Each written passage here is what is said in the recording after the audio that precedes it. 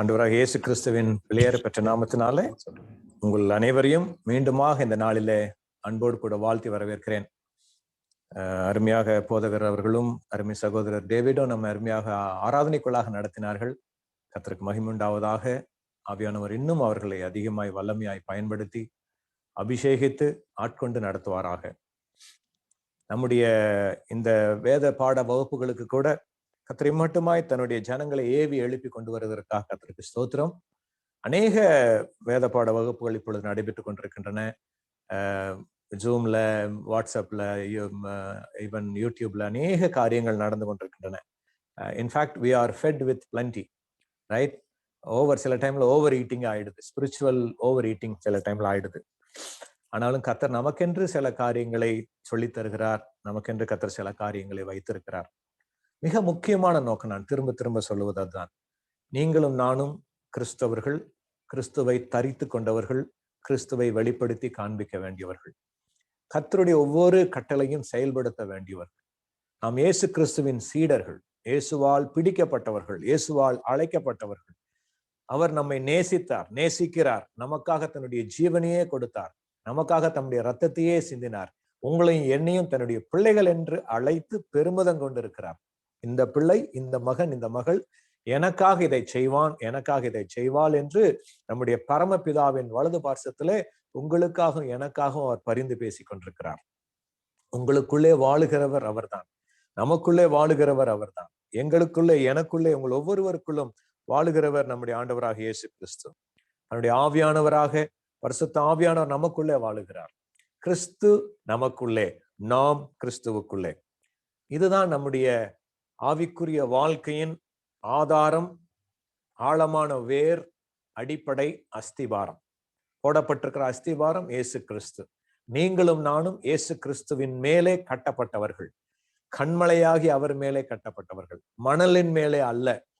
அநேக போதனைகளை நாம் அலைசடிப்பட்டு கேட்கும் பொழுது இந்த மணல் மேலே கட்டப்பட்ட வாழ்க்கையாக நம்முடைய ஆவிக்குரிய வாழ்க்கை மாறிவிடுகிற அபாயம் உண்டு. வேதத்தின்படியாக, சத்தியத்தின்படியாக போதிக்கிற பிரசங்கங்களையும் போதிக்கிற வேத பாட வகுப்புகளையும் நீங்கள் கேட்கும்படியாய் அன்போடு கூட கேட்டுக்கொள்கிறேன். அநேக போதனைகள், அநேக காரியங்கள் நம்மை இடறச் செய்வதாக இருக்கும். இடறச் செய்வதற்காக அல்ல, ஊண்ட கட்டுவதற்காகவே. அநேக போதனைகள் மற்றவர்களை குற்றப்படுத்துவதாக இருக்கும், மற்றவர்களுடைய குறைகளை கண்டுபிடிப்பதாக அநேக பிரசங்கங்களும் அநேக காரியங்களும் நீங்கள் பார்க்க நேரிடலாம். ஏனென்றால் இதை ஏன் சொல்கிறேன் என்றால், இந்த பேண்டமிக் சிச்சுவேஷன்ல நாம் இருக்கிற காலகட்டத்துல நாம் எல்லாரும் வீடுகளில் இருந்து இப்பொழுது கர்த்தருடைய கிருபையினாலே சில இடங்களிலே, நம்முடைய தேசத்திலும் இங்கேயும் சில இடங்களை நாம பிசிக்கலாக போய் ஆராதிக்கக்கூடிய கிருபையை கர்த்தர் கொடுத்திருக்கிறார். ஆனா நிறைய இடங்கள்ல இந்த காலகட்டத்துல அநேக புற்றீசல் போல அநேகர் தேவ வசனத்தை உபதேசிப்பதற்காக புறப்பட்டிருக்கிறார்கள். கர்த்தர் அவர்களை ஆசீர்வதிப்பாராக, மென்மேலும் ஆசீர்வதிப்பாராக. ஆனால் ஒரே ஒரு காரியத்தை மாத்திரம் மறந்து விடக்கூடாது. நம்முடைய எண்ணமெல்லாம், நோக்கமெல்லாம் நம் மணவாளனை சந்திப்பதாக இருக்க வேண்டும், அவருக்கென்று வாழ்வதாக இருக்க வேண்டும், அவருக்கென்று ஓடுவதாக இருக்க வேண்டும், அவருடைய நாமத்தை மகிமைப்படுத்துகிறதாக இருக்க வேண்டும். நீங்கள் உலகமெங்கும் போய்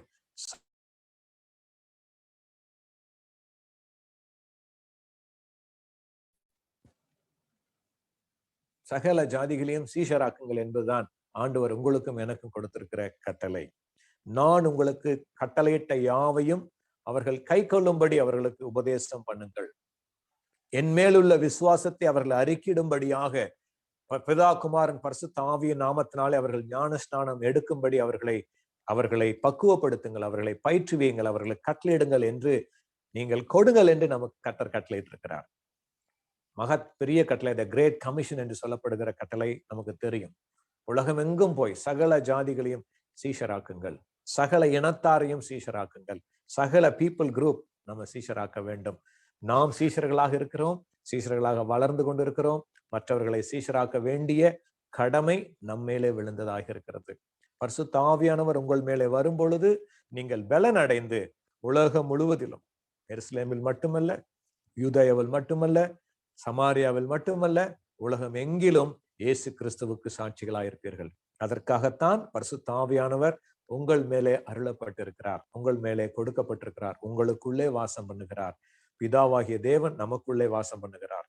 பரிசுத்த ஆவியானவராகிய தேவன் நமக்குள்ளே வாசம் பண்ணுகிறார். இயேசு கிறிஸ்து மகிமையின் நம்பிக்கையாக நமக்குள்ளே வாசம் பண்ணுகிறார். நாம் அவருக்குள் இருக்கிறோம். யோவான் 15ஆம் அதிகாரத்தில் இருக்கிற மாதிரி நாம் அவரில் நிலைத்திருக்கிறோம். நாம் அவரை தரித்து கொண்டிருக்கிறோம். இயேசு கிறிஸ்துவை நாம் தரித்து கொண்டிருக்கிறோம். கொலோசியர் 3:27, கொலோசியர் 1:27, கலாத்தியர் 3:27 வாசிக்கிறபடியாக எபேசியர் 2ஆம் அதிகாரத்துல புதிதாக்கப்பட்ட புதிய மனிதனை நாம் தரித்து கொண்டிருக்கிறோம். நாம் அவருக்குள் இருக்கிறோம். அவரைத்தான் நாம தரித்து கொண்டிருக்கிறோம். We are clothed by the Lord Jesus Christ himself. நம்மை சூழ்ந்திருக்கிறவர் அவர்தான். எபேசியர் 4:6 சொல்லுகிறபடியாக நம்முடைய பிதாவாகிய தேவனுக்குள்ளதான் நாம் இருக்கிறோம். அவர்தான் நம்மை மூடி இருக்கிறார். அவருக்குள் தான் நாம் அசைகிறோம். அப்போஸ்தலர் 17:28 சொல்லுகிறபடியாக நாம் அவருக்குள் அசைகிறோம், அவருக்குள் பிழைக்கிறோம், அவருக்காக வாழ்கிறோம், அவருக்குள் வாழ்கிறோம். இந்த எண்ணத்தை நாம் மறந்து போகவே கூடாது. விசேஷமாக இந்த வேத பாட வகுப்புகளை நீங்கள் கற்றுக்கொள்ளும் பொழுது ஒரு காரியத்தை நீங்கள் கவனித்திருப்பீர்கள். இந்த ஒரு காரியம் முழுக்க முழுக்க ஆண்டவராக இயேசு கிறிஸ்துவுக்காய் வாழ்வது, இயேசு கிறிஸ்துவின் சீடர்களாய், சீஷிகளாய், சீடனாய் வாழ்வது எப்படி, அவருடைய நாமத்தை மகிமைப்படுத்துவது எப்படி என்கிற ஒரு நோக்கத்தை கொண்டே நடத்தப்படுகிற இந்த வேதப்பாட வகுப்புகள். இதுல இருந்து நீங்க கற்றுக்கொள்வது என்பது ஒரு பாகம், அதன்படி நடப்பது என்பது அதில் முக்கியமான ஒரு பாகமாக இருக்கிறது. கற்றுக்கொண்ட காரியங்களை செயல்முறைப்படுத்த வேண்டும். நம் வாசிக்கிற வசனங்கள், தியானிக்கிற வசனங்கள் நம்மை மாற்ற வேண்டும். மாற்றாவிட்டால் இந்த வசனம் வாசித்து பிரயோஜனமே கிடையாது. அந்த வசனம் வெறுமனே எழுத்தாக எழுதப்பட்ட it will be just mere a letter. It will not have any life. Whenever the life, the word is working in us, நமக்குள்ளே அது கிரியை செய்யும் பொழுதுதான் அந்த வசனம் நமக்கு ஜீவனாயும் ஆவியாயும் மாறுகிறது. ஈவன் கர்த்தருடைய வாக்குத்தத்தம், கர்த்தருடைய வசனம், ஜெபம் எல்லாமே ஒரு வசனத்தை ஞாபகம் வச்சுக்கொள்ளுங்க. நம்ம ஜஸ்ட் ஒரு வசனத்தை திருப்பி திருப்பி சொல்லுவதனாலே அந்த வசனம் உங்களுக்கு எனக்கு பழிக்க வேண்டும் என்ற அவசியம் கிடையாது. ஒரு ஜெபத்தை நாம் செய்கிறதுனாலே அந்த ஜெபம் கேட்கப்பட்டு விடும் என்ற அவசியம் கிடையவே கிடையாது. வசனத்தை வாசிப்பதனாலே அந்த வசனம் நமக்கு சொந்தமான வசனம் அல்லது நமக்கு உரிமையான வாக்குத்தத்தம் என்று நாம் எடுத்துக்கொள்ளவே முடியாது. எப்பொழுது அது நிஜமாகும் என்றால் உங்களுடைய வாழ்க்கை கிறிஸ்துவுக்குள்ளா இருக்கும் பொழுது, அவரோடு கூட இணைந்து நாம் ஜெபிக்கும் பொழுது அந்த ஜெபத்துக்கு அவர் பதிலளிக்கிறார். நம்முடைய இதயமும் நம்முடைய ஆவியும் அவருடைய ஆவியும் ஒன்றாக இணைந்து ஆவியானவர் நமக்குள்ளே இருந்து ஜெபிக்கிற ஜெபங்கள் நமக்கு பதிலாக மாறி வருகிறது. வாக்குத்தத்தங்கள் இயேசு கிறிஸ்துவுக்குள் தான் ஆம் என்றும் ஆமேன் என்றும் இருக்கிறது. இயேசு கிறிஸ்துவுக்குள் தான் நம்முடைய ஆசீர்வாதமும் என்னுடைய ஆசீர்வாதம், நம் அனைவருடைய ஆசீர்வாதங்களும் அடங்கி இருக்கின்றன. பழைய ஏற்பாட்டு வாக்குத்தத்தங்கள் ஆனாலும், புதிய ஏற்பாட்டு வாக்குத்தத்தங்கள் ஆனாலும், கட்டளைகள் ஆனாலும், நிகழ்காரியங்கள் ஆனாலும், வருங்காரியங்கள் ஆனாலும் எல்லாவும் இயேசு கிறிஸ்துவை பற்றினது. இதன் பொருள் கிறிஸ்துவை பற்றினது. கிறிஸ்துவுக்குள்ளாய்த்தான் நமக்கும் உங்களுக்கும் எனக்கும் இந்த ஆசீர்வாதங்கள், வாக்குத்தத்தங்கள். அதனாலதான் நிறைய பேர் நம்ம வெறும் வார்த்தையிலே வாழ்கிற கிறிஸ்தவர்களாக இருக்கிறோம். வாழ்க்கையிலே வாழாத, வார்த்தையிலே வாழ்கிற கிறிஸ்தவர்களாக இருக்கிறோம். வார்த்தையிலே மட்டுமல்ல, வாழ்க்கையிலும் அவர் வெளிப்பட வேண்டும். என்னுடைய எண்ணங்களில் இயேசு வெளிப்பட வேண்டும். என்னுடைய செயல்களிலே இயேசு வெளிப்பட வேண்டும். என்னுடைய வார்த்தையிலே இயேசு வெளிப்பட வேண்டும். என் கண்களிலே இயேசு வெளிப்பட வேண்டும். அவருடைய பரிசுத்தம் வெளிப்பட வேண்டும். அவருடைய ஆவியானவருடைய ஆளுகை நம்முடைய வாழ்க்கையிலே முழுமையாய் வெளிப்பட வேண்டும். அப்பொழுதுதான் நாம் கிறிஸ்துவின் சாயலாக மாறிக்கொண்டிருக்கிறோம் என்ற அர்த்தம்.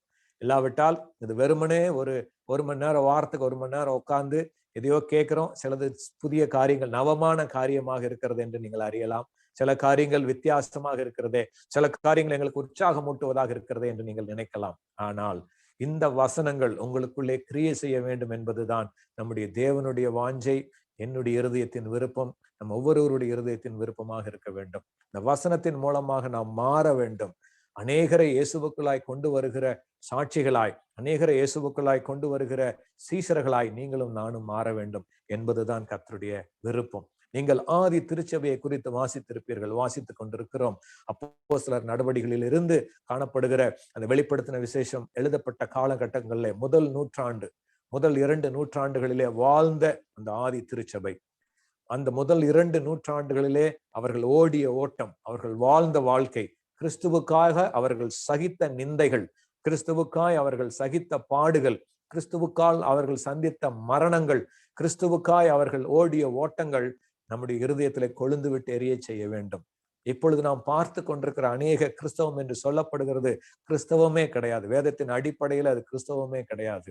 அநேக காரியங்கள் வயிற்றுக்காக நடத்தப்படுகிற காரியங்களாக இருக்கின்றன. வயிற்று பிழைப்புக்காக, ஒருவர் புகழ் அடைய வேண்டும் என்பதற்காக, பெருமை அடைய வேண்டும் என்பதற்காக, கூட்டம் சேர வேண்டும் என்பதற்காக நடத்தப்படுகிற அநேக காரியங்களாக இந்த காலகட்டத்தில் நடந்து வருகிறது. ஆதி கால அப்போஸ்தல திருச்சபையை நோக்கி பார்ப்போம் என்றால் அவருடைய எண்ணமெல்லாம் இயேசுவை பிரசங்கிப்பதாக இருந்தது. அவர்கள் எண்ணமெல்லாம் தேவனுடைய ராஜ்யத்தை கட்டுவதாக இருந்தது. அதனால தான் வித்தின் 150 இயர்ஸ்க்குள்ள உலகம் முழுவதுமாய் கிறிஸ்தவ மார்க்கம் பரவ ஆரம்பித்தது. இது மதம் அல்ல. இப்பொழுது நாம் அதை மார்க்கத்தை மதமாக மாற்றிவிட்டோம். கிறிஸ்தவம் என்பது ஒரு மதமாக மாறிவிட்டது. பொலிட்டிக்கல் ரீசன்ஸ்னால 3வது நூற்றாண்டிலே ஆரம்பித்தது. கான்ஸ்டான்டின் எப்பொழுது ரோம சாம்ராஜ்யத்தின் அரசாங்க மார்க்கமாக கிறிஸ்தவத்தை அறிவித்தானோ அந்த காலகட்டத்திலிருந்து கிறிஸ்தவம் என்பது மதமாக ஒரு ஸ்டாண்டர்ட் ஐடென்டிட்டியாக மாறிவிட்டது. That is a good for certain reasons to identify a particular nation. ஒரு தேசத்தை சொல்லி அந்த தேசம் கிறிஸ்தவ தேசம் என்று சொல்லப்படுகிறது. ஆனாலும் உண்மையான கிறிஸ்தவம் நமக்குள்ளே வர வேண்டும். உண்மையான கிறிஸ்தவம் என்பது நம்முடைய வாழ்க்கையிலே வர வேண்டும். கிறிஸ்தவம், Christianity is a life. Christianity is a relation. Christianity is a way. Christianity is a way of life. This is how நம்முடைய இருதயங்களிலே இந்த காரியங்கள் எழுதப்பட வேண்டும். இருதயமாகிய பலகையிலே எழுதப்பட வேண்டும். அதற்கு நீங்களும் நானும் மட்டும் செய்யவே முடியாது. You are incapable of living a Christian life. You and me are incapable of living a holy life. You and me are incapable of living a righteous life. That is why the Holy Spirit is given to you. அதற்காகத்தான் நமக்குள்ளே ஆவியானவர் கொடுக்கப்பட்டிருக்கிறார்.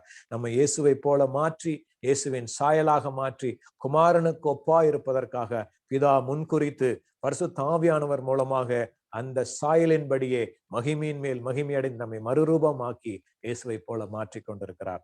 இதற்கு நீங்களும் நானும் நம்மை ஒப்பு கொடுக்க வேண்டும், நம்மை விட்டு கொடுக்க வேண்டும், நம்மை அர்ப்பணிக்க வேண்டும், நம்மை ஆட்கொள்ளும்படியாக நம்மை அவைலபிலிட்டி நம்ம விட்டு கொடுக்க வேண்டும். நாம் இருக்கிறேன் ஆண்டவர், இதோ நான் இருக்கிறேன், என்னை அனுப்பும். அதுதான் அதோட அர்த்தம். I am available Lord, here I ஆம், சென்ட் மீ, ஹியர் ஐ ஆம், use me, here I am, do what you want to do through me.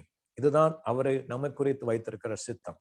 நம்ம most of the times we try to control the situations by our own self. We want to control the life by our own very self. But God doesn't want that way. God wants to be your center of your everything. Through the Holy Ghost, through the precious Lord Jesus, be the center. நமக்கு அவர்தான் மத்தியம், அவர்தான் centre. அவரை சுற்றித்தான் நம்முடைய வாழ்க்கையை ஓடிக்கொண்டிருக்க வேண்டும்.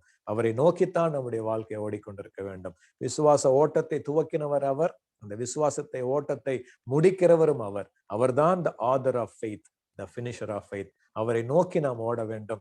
இதற்கு இடையில அநேக குழப்பங்கள் வரும், அநேக டிஸ்ட்ராக்ஷன்ஸ் வரும், அநேக காரியங்கள் நம்மை வழி விலகி போக செய்கிற காரியங்கள் வரும், அநேக காரியங்கள் நம்ம இச்சையை தூண்டுகிற காரியங்களாக, அநேக காரியங்கள் நம்முடைய கண்களை தெளிவிக்கிறதாக, பார்வைக்கு நலமும் புசிப்புக்கு இன்பமா இருப்பதற்கான காரியங்கள் நம்முடைய வாழ்க்கையில கடந்து வரும். நம்மை டீவியேட் பண்றதுக்காக எனிமியோட பெரிய ஸ்ட்ராட்டஜி என்னன்னு பாத்தீங்கன்னா, நம்ம டிஸ்ட்ராக்ட் பண்ணி விட்டுறணும். ஓடிக்கொண்டிருக்கிற ஓட்டத்துல இருந்து டிஸ்ட்ராக்ட் பண்ணி விட்டாக்கா அந்த ஓட்டத்தோட ஸ்பீடும் குறைஞ்சிரும், ஓட்டத்தோட அந்த உத்வேகம் குறைந்து விடும், அதோட ஜீல் குறைஞ்சிரும்.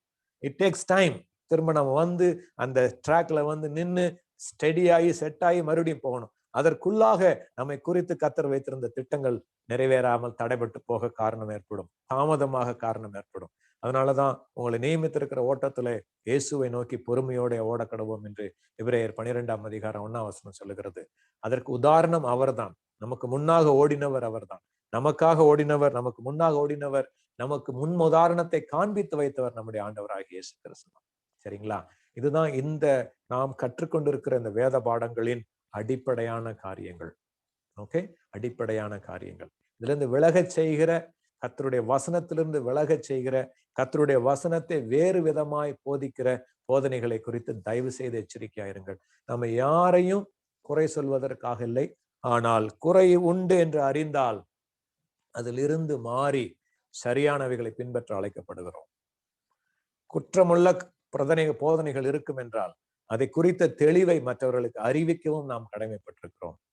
ஆவேசத்தோடு கூட அல்ல, அன்போடு கூட, ஒரு எதிர்ப்பான எண்ணத்தோடு அல்ல, அவர்களும் சத்தியத்தை அறிய வேண்டும் என்கிற எண்ணத்தோடு அந்த உண்மையை நாம் எடுத்து சொல்ல வேண்டும்.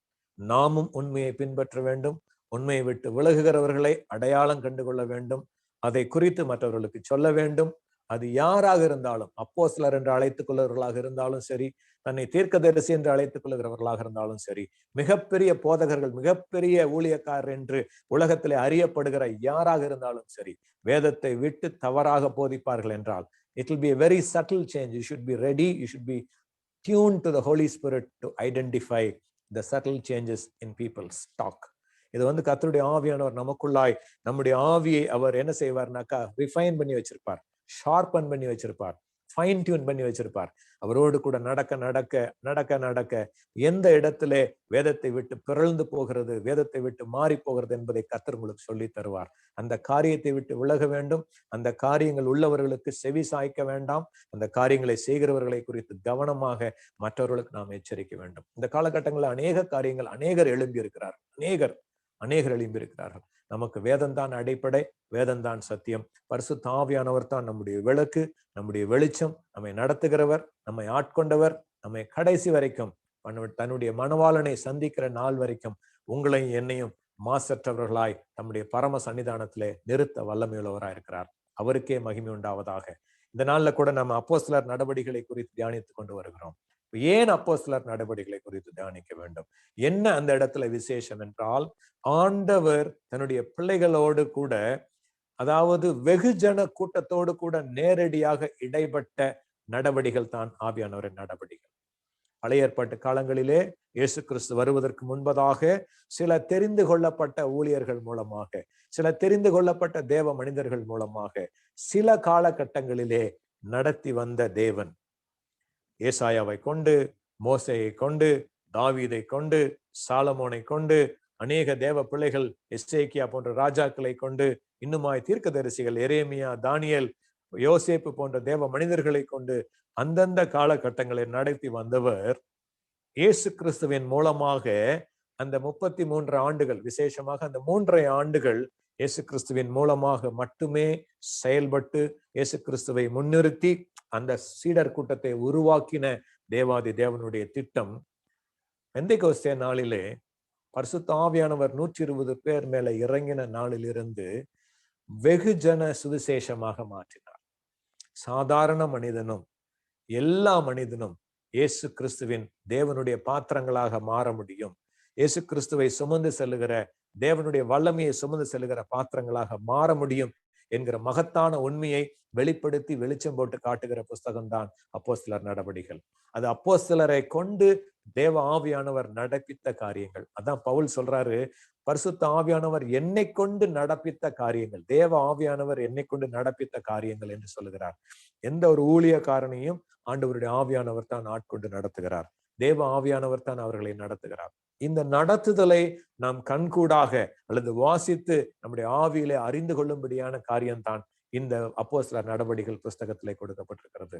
எப்பொழுது நம்ம கவனமாக இருக்க வேண்டியது என்னவென்றால், எப்படியாக தன்னுடைய பிள்ளைகளை நடத்தினார், ஏன் அந்த வகையான அந்த ஆளுகை இப்பொழுது இல்லை, அல்லது அந்த வகையான ஆளுகைக்குள்ளாய் அந்த வகையான authoritative, it's not an authoritative, அவருடைய கம்ப்ளீட் அவருடைய ஆளுகை அப்படிதான் சொல்லணும். It is authority of the holy spirit, but not an authoritative. It is authority of the lord, how the ministry was done, how the lives of people were being led, எப்படியாக அவருடைய வாழ்க்கையை ஆண்டவர் நடத்தினார் என்பதை நம்ம வாசித்துக் கொண்டிருக்கிறோம். ஒவ்வொரு அதிகாரத்திலும் சில காரியங்கள் 28 அதிகாரத்தில் நீங்க வாசிப்பீர்கள் என்றால், அப்போஸ்தலர் 28 அதிகாரத்திலையும் அது ஒரு விசேஷத்த காரியம் என்னன்னா, ஒவ்வொரு அதிகாரத்திலையும் ஒரு சூப்பர் நேச்சுரல் ஆக்ட் இருக்கும்.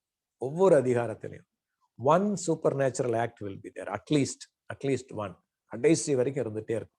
ஒரு விசேஷத்தமான ஒரு காரியம். 28 அதிகாரங்களிலும் some supernatural thing, supernatural event, supernatural healing, miracles, something will happen, கண்டினியூஸா இருந்துட்டே இருக்கும். ஆவியானவருடைய ஆளுகை அந்த ஒவ்வொரு அதிகாரத்திலையும் ஒரு சில இடங்களிலே சொல்லப்பட்டிருக்கும். சில இடங்களில் வெளிப்படையாக சொல்லப்பட்டிருக்கும், சில இடங்களிலே மறைமுகமாக சொல்லப்பட்டிருக்கும்.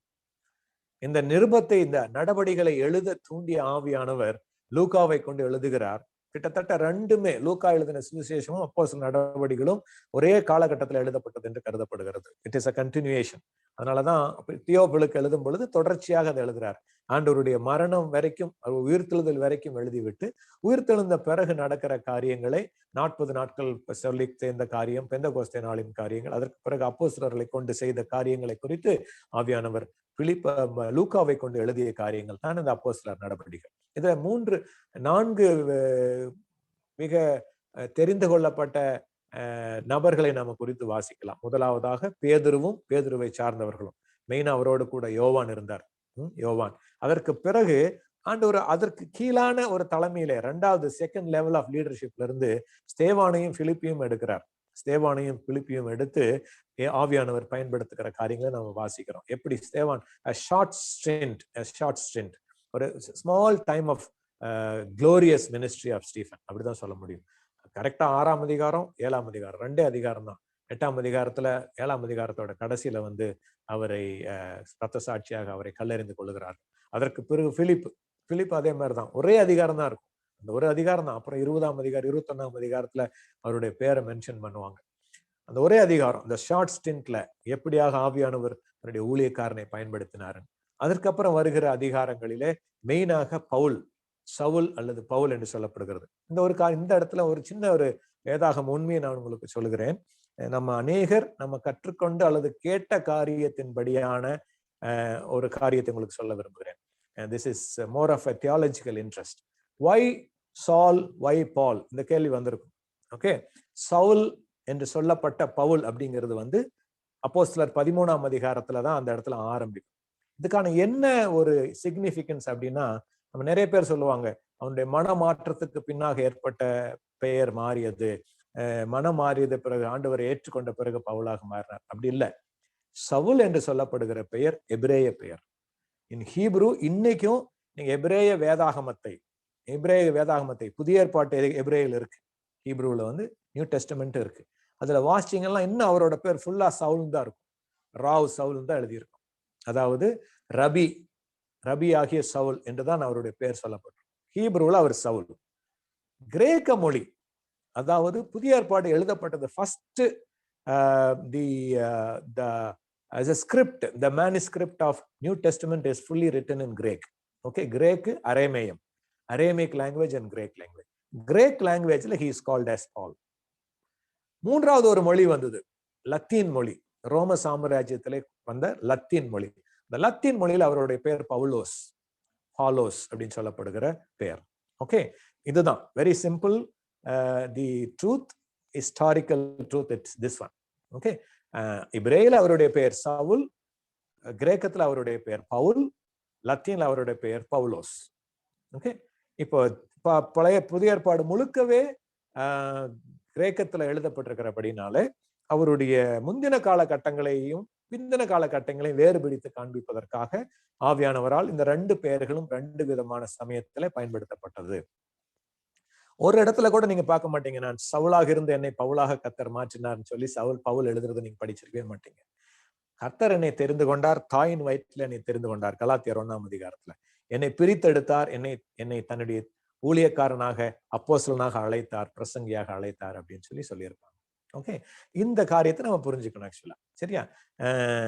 ஆனா நீங்க இதை படிச்சுக்கும் போது அப்படிதான் தெரியும் அவருடைய அந்த என்ன சொல்றது, தமஸ்குவையில் இருக்கிற வரைக்கும் சவுலும், தமஸ்குக்கு பிறகு பவுலும் அப்படின்னு சொல்லியிருக்கும். பைபிள் அப்படி கிடையாது. அவர் மனம் திரும்பின பிறகு, ஞான ஸ்நானம் எடுத்த பிறகும் சவுல் தான். சவுல் ஞான ஸ்நானம் பெற்று பலப்பட்டான். சவுல் பிரசங்கத்தை தேவ ஆலயங்களிலே இயேசுவே கிறிஸ்து என்று பிரசங்கித்தான். 9ஆம் அதிகாரத்துல, 10ஆம் அதிகாரத்திலையும் சவுல் அவரோடு கூட வந்தாரு. 11ஆம் அதிகாரத்திலையும் சவுலும் பர்னபாவும் அந்தியோகியா சபைக்கு போறாங்க. இதெல்லாம் அவங்க ஊழியக்காரர். ஆல்ரெடி சவுல் அப்பொழுது ஊழியக்காரர் அவர். சரியா? அப்போ 13ஆம் அதிகாரத்திலையும் பவுலும் சவுல் தான் இருக்கும். சவுலும் பர்னபாவும் மனாயினும் மற்றவர்களும் தீர்க்கதரிசிகளாகவும் போதகர்களாகவும் இருந்தார்கள். அப்படியும் ஆவியானவர் சொல்லுவாரு, சவுலையும் பர்னபாவையும் நான் அழைத்த ஊழியத்துக்காக அவர்களை பிரித்து விடுங்கள். சவுல் தான் இருக்கும். சரியா? அப்படியே அவர்கள் புறப்பட்டு போனார்கள். அப்போ அந்த இடத்துல ஒரு இடத்துல வந்து சவுல் என்னப்பட்ட பவுல் அப்படின்னு சொல்லி அந்த இடத்துல அவரோட பேர் மாறும். சரியா? அது வரைக்கும் அவர் சவுல் தான். ஊழியக்காரரும் சவுல் தான். சரியா? தீர்க்கதரிசியும் சவுல் தான். போதகரும் சவுல் தான். Okay, this is for the change of the translation and the usage in Greek. Okay, சரி, திஸ் இஸ் தி நக்கெட்ஸ் சொல்ற மாதிரி ஒரு சைட் லைன். ஓகே, இது ஞாபகத்துல வச்சுக்கோங்க. Paulos, Paul, Saul, all the same. Nothing to do with his conversion. Nothing to do with his conversion. Okay, ஆனால் அவருடைய பிற்காலத்தில் அவர் முழுமையாக அப்போஸ்தலர் பவுல் என்றுதான் அழைக்கப்பட்டார். By his Greek name. சாவுக்கிற வரைக்கும் அப்போஸ்தலர் பவுல் பவுல் பவுல் பவுல் தான் இருக்கும். ஓகே, சரி. இப்போ பவுலோட அப்போஸ்தலனாகிய பவுலுடைய இந்த மிஷனரி பயணத்துல மூன்றாவது மிஷனரி பயணத்தை குறித்து நாம் இங்க பார்க்க போறோம். The third missionary mission, the missionary journey of Paul is starting from 19th Apostle chapter 19th பார்க்க போறோம் நாம் இன்னைக்கு. வேத புத்தகங்களை நீங்க அப்போஸ்தலர் 19க்கு திருப்பிக்கங்க. As we journey through with Paul தான் பண்ணிட்டு இருக்கிறோம். ஃபர்ஸ்ட் பேதுருவோடு கூட அப்படியே கூட நடந்து வந்து ஆவியானவர் எப்படி நடந்து வழி நடத்தினார்னு கத்துக்கிட்டோம். அடுத்தது ஸ்தேவான் வழியா கூட வந்தோம். பிலிப்பு கூட அப்படியே போனோம். அடுத்தது சவுல் கூட ஆரம்பிச்சோம். சவுல், பவுல், கிரேக் அப்படியே வந்தாரு. அவரோட ஊழியங்களின் மூலமாக, அவரோடு கூட இணைந்தவர்கள் மூலமாக எப்படி ஆவியானவர் செயலாற்றினார் என்பதை நாம தியானித்துக் கொண்டு வருகிறோம். இயேசு கிறிஸ்து நேற்றும் இன்றும் என்றும் மாறாதவர். தேவனுடைய வாக்கியங்கள் மாறாதவைகள். முதல்ல இருந்ததும் அப்படித்தான், இன்னைக்கு வரைக்கும் அப்படித்தான். எப்படி பவுலை நடத்தினாரோ, எப்படி பேதுருவை நடத்தினாரோ, எப்படி ஸ்தேவானை நடத்தினாரோ, எப்படி பிலிப்புவை நடத்தினாரோ, எப்படி தீமோத்தேயுவை நடத்தினாரோ, அதே போலவே உங்களையும் என்னையும் அவரால் நடத்த முடியும். அவர் நடத்துவார். இதை நாம் தெளிவாக புரிந்து கொள்ள வேண்டும். இதை புரிஞ்சுக்கிறதுக்காகத்தான் இந்த வேத சத்தியங்களை நம்ம வாசிக்க வாசிக்க வாசிக்க ஆவியானவர் நமக்கு கற்றுக் கொடுத்து கொண்டே வருவார். சரியா? வேத வசனங்களை தியானிக்கும் பொழுது அனல் மூழுகிறது என்று பார்க்க வேண்டும். இப்ப எந்த வேத வசனத்தை தியானிக்கும் பொழுதும் அது வேதத்தின்படியாக பொருந்தி வருகிறதா என்பதை நம்ம கவனிக்க வேண்டும். அதுதான் மெயின். ஏன் பெராயா பட்டணத்தார் மக்கதோனியாவில் இருந்தவர்களை, தெசலோனிக்கேயில் இருந்தவர்களை காட்டிலும் நற்குணசாலிகளாக இருந்தார்கள்? காரியங்கள் இப்படி இருக்கிறதா என்று தேவ வசனங்களை ஆராய்ந்து பார்த்ததினாலே. வெறுமனே கேட்டுவிட்டு அவர்கள் நின்று விடவில்லை. ஊழியக்காரன் சொல்றானே, சொன்னா நல்லா தான், கரெக்டா தான் இருக்குன்னு சொல்லி நிறுத்தல. எந்த ஊழியக்காரன் சொன்னாலும், அது பவுலாக இருந்தாலும், தீமோத்தேயுவா இருந்தாலும், எரஸ்துவா இருந்தாலும், தீகிக்கா இருந்தாலும், யாரு போய் அவங்க வசனத்தை சொன்னார்களோ, பர்னபாவோ, சீலாசோ, யூதா, யாராக இருந்தாலும் அது வேத வசனத்தின்படி ஒத்து போகிறதா என்பதை ஆராய்ந்து பார்த்தார்கள். அவர்களுக்கு கொடுக்கப்பட்டிருந்த வேத வாக்கியம் அந்த காலகட்டத்திலே பழைய ஏற்பாடு மட்டும்தான். பழைய ஏற்பாடு தோரா என்று சொல்லப்படுகிற ஆகமங்கள், அடுத்ததாக தீர்க்கதரிசிகளின் புஸ்தகங்கள், சங்கீதம், யோபு போன்ற புஸ்தகங்கள் தான் அவர்களுக்கு ஆரம்பத்தில் கொடுக்கப்பட்டிருந்தது. எதற்கு நான் சொல்லுகிறேன் என்றால், வேத வாக்கியம் முழுக்க முழுக்க ஒன்றோடொன்று இணைந்து இருக்கிற காரியம். பிரிக்கவே முடியாது. எல்லாவற்றிலிருந்து கர்த்தர் நமக்கு கற்றுக் கொடுப்பார். எப்படி கற்றுக் கொடுப்பார், எப்படி கற்றுக்கொள்ள வேண்டும் என்பது நம்முடைய இருதயத்தின் திறப்பதை குறித்து பொறுத்ததாக அமைகிறது. If you want to be critical, you will not learn anything. You will be learning only critical things from the Bible. If you want to learn the contradictory things, you will learn so many contradictory things. குறைச்சலே கிடையாது. 39 புஸ்தகத்துல ஒன்னும் குறைச்சலே கிடையாது. எல்லா இடத்துலயும் contradictory இருக்கும். If you want to see. But if you want to see life, every instant is life. Every word is life. Every word is spirit. When it know that it reveals the Lord Jesus Christ. இயேசுவை குறிக்கிறது என்பதை நீங்க அறிந்து கொள்ளும் பொழுது, உங்களுக்கும் எனக்கும் அடையாளமாக இருக்கிறது என்பதை நீங்கள் அறிந்து கொள்ளும் பொழுது, அந்த தீர்க்க தரிசனங்களும், இந்த சொல்லப்பட்ட காரியங்களும், நடந்த நிகழ்வுகளும், சில நிகழ்வுகள் பழைய ஏற்பாட்டு நிகழ்வுகள் நம்முடைய மனசுல ஏத்துக்க முடியாத நிகழ்வுகள்லாம் இருக்கும். அன்பின் தேவன் ஏன் எல்லாத்தையும் கொலை பண்ண சொல்றாருன்னு கேள்வி வரும். நிறைய கேள்விகள் வரும் நீங்க வாசிக்கும் பொழுது. ஆனால் சொல்லப்பட்ட வசனங்கள் ஆவியின்படியாக உங்களுக்கும் எனக்கும் என்ன காரியத்தை போதிக்கிறது? நீங்களும் நானும் அதை கற்றுக்கொண்டு எப்படி வளருகிறோம்? எப்படி ஒருவர் செய்த தவற்றிலிருந்து நாம் கற்றுக்கொள்கிறோம்? அவர்களை குற்றம் தீர்ப்பதற்காக அல்ல, தாவீது அப்படி தவறாக நடந்து விட்டார் என்று சொல்வதற்காக அல்ல. நீங்களும் நாளும் ஒவ்வொரு நாளும் ஒவ்வொரு மணி நேரமும் தாவீதை விட மோசமாக பாவம் செய்வதற்கான சூழ்நிலையில் இருந்து கொண்டு இருக்கிறோம். ஏசாயை போல உள்ள சூழ்நிலை இருந்து கொண்டு இருக்கிறோம். சாலமோனை போல உள்ள சூழ்நிலையில் இருந்து கொண்டு இருக்கிறோம். எரேமியாவை போல உள்ள சூழ்நிலையில் இருந்து கொண்டு இருக்கிறோம். ஆனாலும் கர்த்தர் கிருபையாக நம்மேல இரக்கம் உள்ளவராய் நம்மை பாதுகாத்து வருகிறார். மோசேயை போல தண்டனைக்கு தயாராக நிற்க சூழ்நிலையில தான் நாம இருந்துகிட்டு இருந்தோம். ஆனால் ஆண்டவராக இயேசு கிறிஸ்துவின் ரத்தத்தினால நீங்களும் நானும் இந்த தண்டனைக்கு நீங்களாக இருக்கிறோம். எதற்கு? பரிசுத்தமான வாழ்க்கையை தொடர்ந்து வாழ்வதற்காக. இப்படித்தான் நீங்க வாசிக்கணும். வாசிக்கும் பொழுது வேத வாக்கியங்கள் ஒத்து போகிறதா, வேத வாக்கியங்கள் இப்படி நடக்கிறதா, நானாகட்டும் யாராகட்டும் எந்த வசனத்தை சொன்னாலும் எந்த காரியத்தை சொன்னாலும் வேத வாக்கியங்களுக்கு ஒத்து போகிறதா? வேத வாக்கியங்களை ஆராய்ந்து பாருங்கள், அவைகளால் உங்களுக்கு ஜீவன் ஒன்று என்று நம்புகிறீர்களே. யோவான் 5:39 என்னை குறித்து சாட்சி கொடுக்கிறவைகளும் அவைகளே. இயேசுவை குறித்து சாட்சி கொடுக்கிறவைகள் ஆதியாகமம் 1ஆம் அதிகாரத்திலிருந்து வெளிப்படுத்தின விசேஷம் மொத்தம் இருக்கும். நீங்க வாசிக்கும் பொழுது ஒவ்வொரு காரியமும் இயேசுவை மகிமைப்படுத்துகிற காரியமாக இருக்கும், கிறிஸ்துவை மகிமைப்படுத்துகிற காரியமாக இருக்கும். அதை நீங்கள் அறிந்து கொள்ள உங்களுக்குள்ளே இருக்கிற அந்த அபிஷேகம் பொங்கி வளர ஆரம்பிக்கும். உங்களுக்குள்ளே இருக்கிற அந்த ஆவியானவரை நீங்கள் அறிந்து கொள்ள ஆரம்பிப்பீர்கள். உங்களுக்குள்ளே வாசமாயிருக்கிற தேவனை நீங்கள் அறிந்து கொள்ள ஆரம்பிப்பீர்கள். Understand is different. Knowing is different. Most of the times you won't be able to understand, but all the time you will be able to know. So knowing is different, understanding is different. Don't try to understand the scriptures with our worldly knowledge, with our brain knowledge. You may not be able to understand. You may not be able to get the real thing what is being done. But if you have the heart's desire, உள்ளத்திலே உங்களுடைய ஆவியிலே உம்மை அறிந்து கொள்ள வேண்டும் என்கிற வாஞ்சையோடு கூட அவருடைய வசனத்தை தியானிக்கும் பொழுது அவர் நமக்கு வெளிப்படுவார், நம்மை வெளிப்படுத்துவார். நீங்களும் நானும் அவரை அறிந்து கொள்ள முடியும்.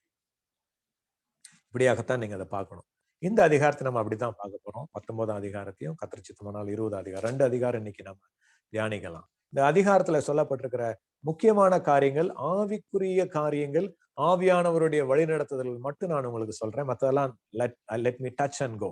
ஓகே, ஏன்னா அந்த காரியங்கள் அதோட கணக்கு, கால அளவு, the time line, the places, very interesting. நீங்க அதெல்லாம் டைம் எடுத்து வாசிக்கலாம். இல்லை அதற்கென்று கொடுக்கப்பட்டிருக்கிற வேதபாட வகுப்புகள் அநேகம் உண்டு. அப்போஸ்தலர் நடபடிகளுடைய பைபிள் ஸ்டடின்னு பார்த்தீங்கன்னா ஏகப்பட்ட மெட்டீரியல்ஸ் கிடைக்கும். பட் அதுல இருந்து நமக்கு பிரயோஜனமான, நம்முடைய ஆவிக்குரிய வாழ்க்கைக்கு பிரயோஜனமான காரியங்களை தான் நம்ம கத்துக்கிட்டு வரோம். சரியா? இந்த இடத்துல ஃபர்ஸ்ட் சில வசனங்களை போன வாரத்துல நான் சொன்னேன் உங்களுக்கு, ஆரம்பிச்சு அதோட எண்டில் இதுலதான் நான் முடிச்சேன். ஆக்சுவலா பரிசுத்த ஆவியை பெற்றீர்களா, பரிசுத்த ஆவியானவர் மேலே வந்தார், 2 காரியத்தை குறித்து நாம தியானித்துக் கொண்டிருக்கிறோம் இல்லையா? இந்த இடத்துல நீங்க புரிந்து கொள்ள வேண்டிய காரியம் உண்டு.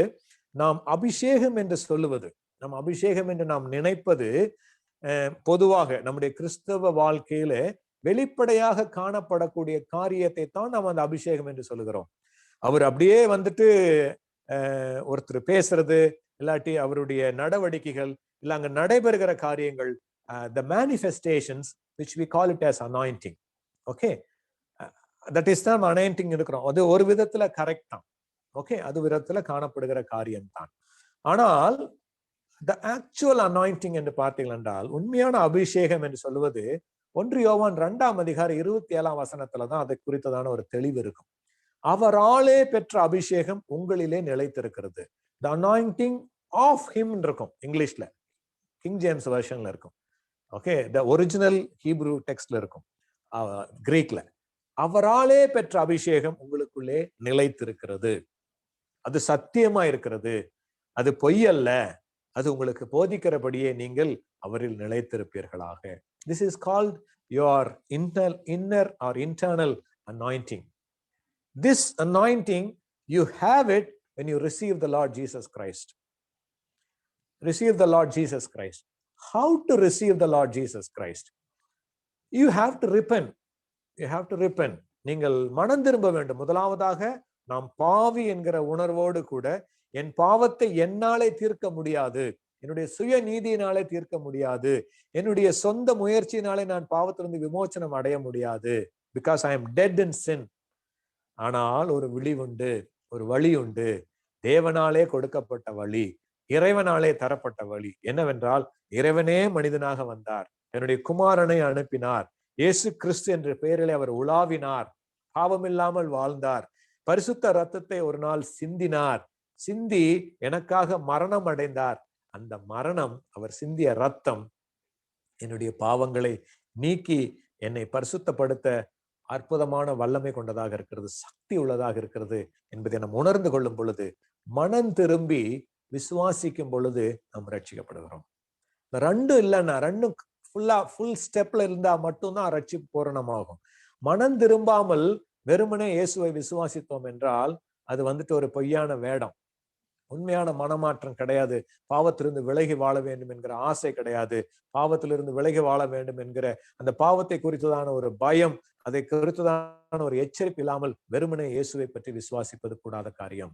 அதே சமயத்துல வெறுமனே நான் மனம் மாறுகிறேன், நான் இந்த காரியத்தை விட்டு விலகி விட்டேன், இந்த காரியத்தை திரும்ப நான் செய்ய மாட்டேன், ஆனா இயேசுவை பத்தி எனக்கு கவலை இல்லை, I don't know who Jesus is, I don't really believe whether he died, 3 நாள் இருந்தாரா, இல்ல வேற யாராவது அங்க தொங்குனாங்களா, இல்ல அவரு தான் உயிரோட எழுந்தாரா, அது இன்னும் டிபேட்டா இருக்குதுன்னு சொல்றாங்களே, எனக்கு எப்படி தெரியும்?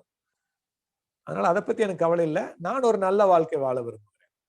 நான் இந்த பாவம் எல்லாம் பண்ண மாட்டேன், குடிக்க மாட்டேன், சிகரெட் பிடிக்க மாட்டேன், மற்ற காரியங்கள், அசுத்தமான காரியங்கள் பண்ண மாட்டேன், நல்லவனா இருப்பேன், நல்லது செய்வேன்.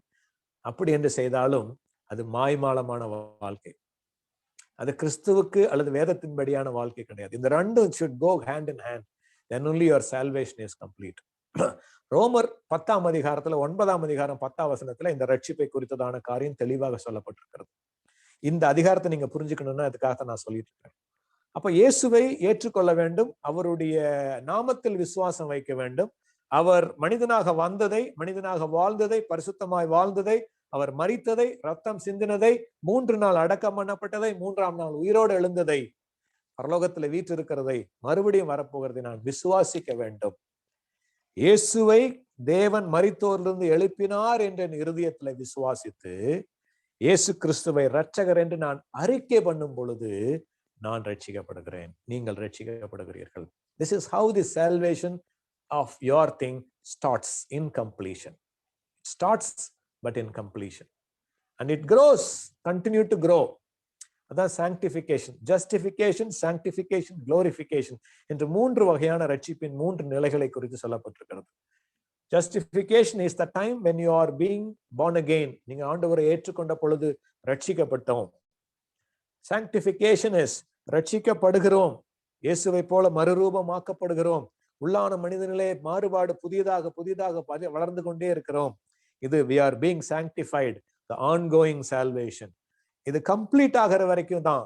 அதனாலதான் முடிவு பரியந்த நிலை நிற்பவனே ரட்சிக்கப்படுவான். That is the final stage of your salvation. That is the glorification, மகிமை அடைதல். நம்முடைய ஆவி ரட்சிக்கப்பட்டது, ஆத்துமா ரட்சிக்கப்பட்டு கொண்டிருக்கிறது, நம்முடைய சரீரம் முழுமையாய் ரட்சிக்கப்படும். இயேசு கிறிஸ்து வரும் பொழுது அவரை போல சாயலாக நாம் மறுரூபம் அடைவோம். This is the glorification part. இந்த 3 நம்முடைய ரட்சிப்பின் வாழ்க்கையில ஒன்றாக இணைந்திருக்கிறது. அதனாலதான் நான் ரட்சிக்கப்பட்டேன் என்று சொல்லியும் நாம் இப்பொழுது ரட்சிக்கப்படுகிற அனுபவத்துக்குள்ளாய் கடந்து செல்ல நம்மை ஒப்பு கொடுக்காவிட்டால், if you don't submit yourself to be sanctified by the word of God, by the Holy Spirit who is living in you, you cannot live a successful life. You cannot continue with your saved life. And finally you will be saved, you will be glorified. இந்த டைம்ல நீங்கள் ரட்சிக்கப்பட்ட அந்த நேரத்துல உங்களுக்குள்ளே வாசம் பண்ணுகிற ஆவியானவர், ஒருவன் ஆவியினாலே பிறவாவிட்டால், ஜலத்தினாலும் ஆவியினாலும் பிறவாவிட்டால் தேவனுடைய ராஜ்யத்தை காண மாட்டான் என்று சொல்றார் இல்லையா ஆண்டவர் இயேசு யோவான் 3ஆம் அதிகாரம் 3ஆம் வசனத்துல. இந்த வசனம் சொல்லுகிறபடியாக ஆவியிலே அவரை ஏற்றுக்கொண்டு அவரை நான் விசுவாசிக்கும் பொழுது அவருடைய நாமத்தினாலே நான் ஞானஸ்நானம் எடுக்கிறேன். இயேசுவின் மேல் உள்ள விசுவாசத்தினாலே ஞானஸ்நானம் எடுக்கிறேன். இதுதான் யோவான் கொடுத்த ஞானஸ்நானத்துக்கும் இயேசுவானவர் நாமத்தின் மேலே விசுவாசம் உள்ளவர்களாய் எடுத்த ஞானஸ்நானத்துக்கும் உள்ள வித்தியாசம். யோவான் கொடுத்த ஞானஸ்நானம் மனம் திரும்புங்கள், மனம் திரும்புதலுக்கு ஏற்ற கனிகளை கொடுங்கள் என்று சொன்னார். அந்த ஞானஸ்நானத்திலே இயேசுவின் மரணமும் கிடையாது, இயேசுவின் உயிர்த்தெழுதலும் கிடையாது, இயேசுவின் அடக்கம் பண்ணப்படுதலும் கிடையாது. This thing doesn't do anything with the Lord Jesus Christ.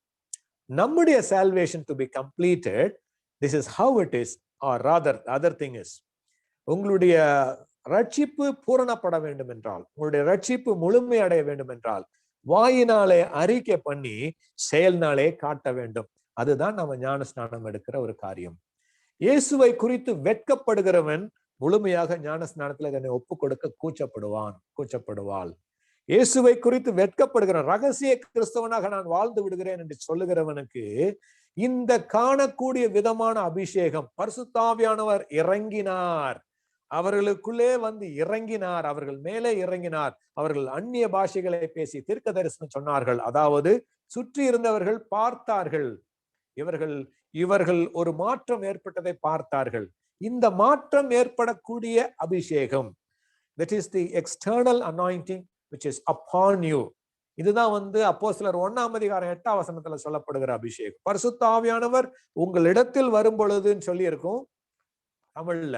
ஆங்கிலத்துல when the Holy Ghost comes upon you, உங்கள் மேலே வரும் பொழுது நீங்கள் பலன் அடைவீர்கள், சாட்சிகளாய் இருப்பீர்கள். இந்த அபிஷேகம் வெளிப்படையாக வருகிற அபிஷேகம், வெளிப்படையாக தெரிகிற அபிஷேகம். Or the other words, your body is involved, your emotions or your soul is involved in the external anointing, or the external manifestation of the anointing, or the power of God. Whereas the internal anointing, the presence of God, the very presence of God is not manifested in your body. It is not to be seen, not necessarily to be seen in your emotion. It is to be known in your spirit. It is to be known in your spirit. உடைய ஆவியிலே நீங்கள் அறிய முடியும், தேவன் எனக்குள்ளே இருக்கிறார். நம்ம எத்தனை பேர் இயேசுவை பார்த்திருக்கிறோம்? எத்தனை பேர் இயேசு கிறிஸ்துவை முகமுகமாய் தரிசித்திருக்கிறோம்? எத்தனை பேர் நாம் அவர் வாழ்ந்த காலகட்டங்களிலே வாழ்ந்தோம்?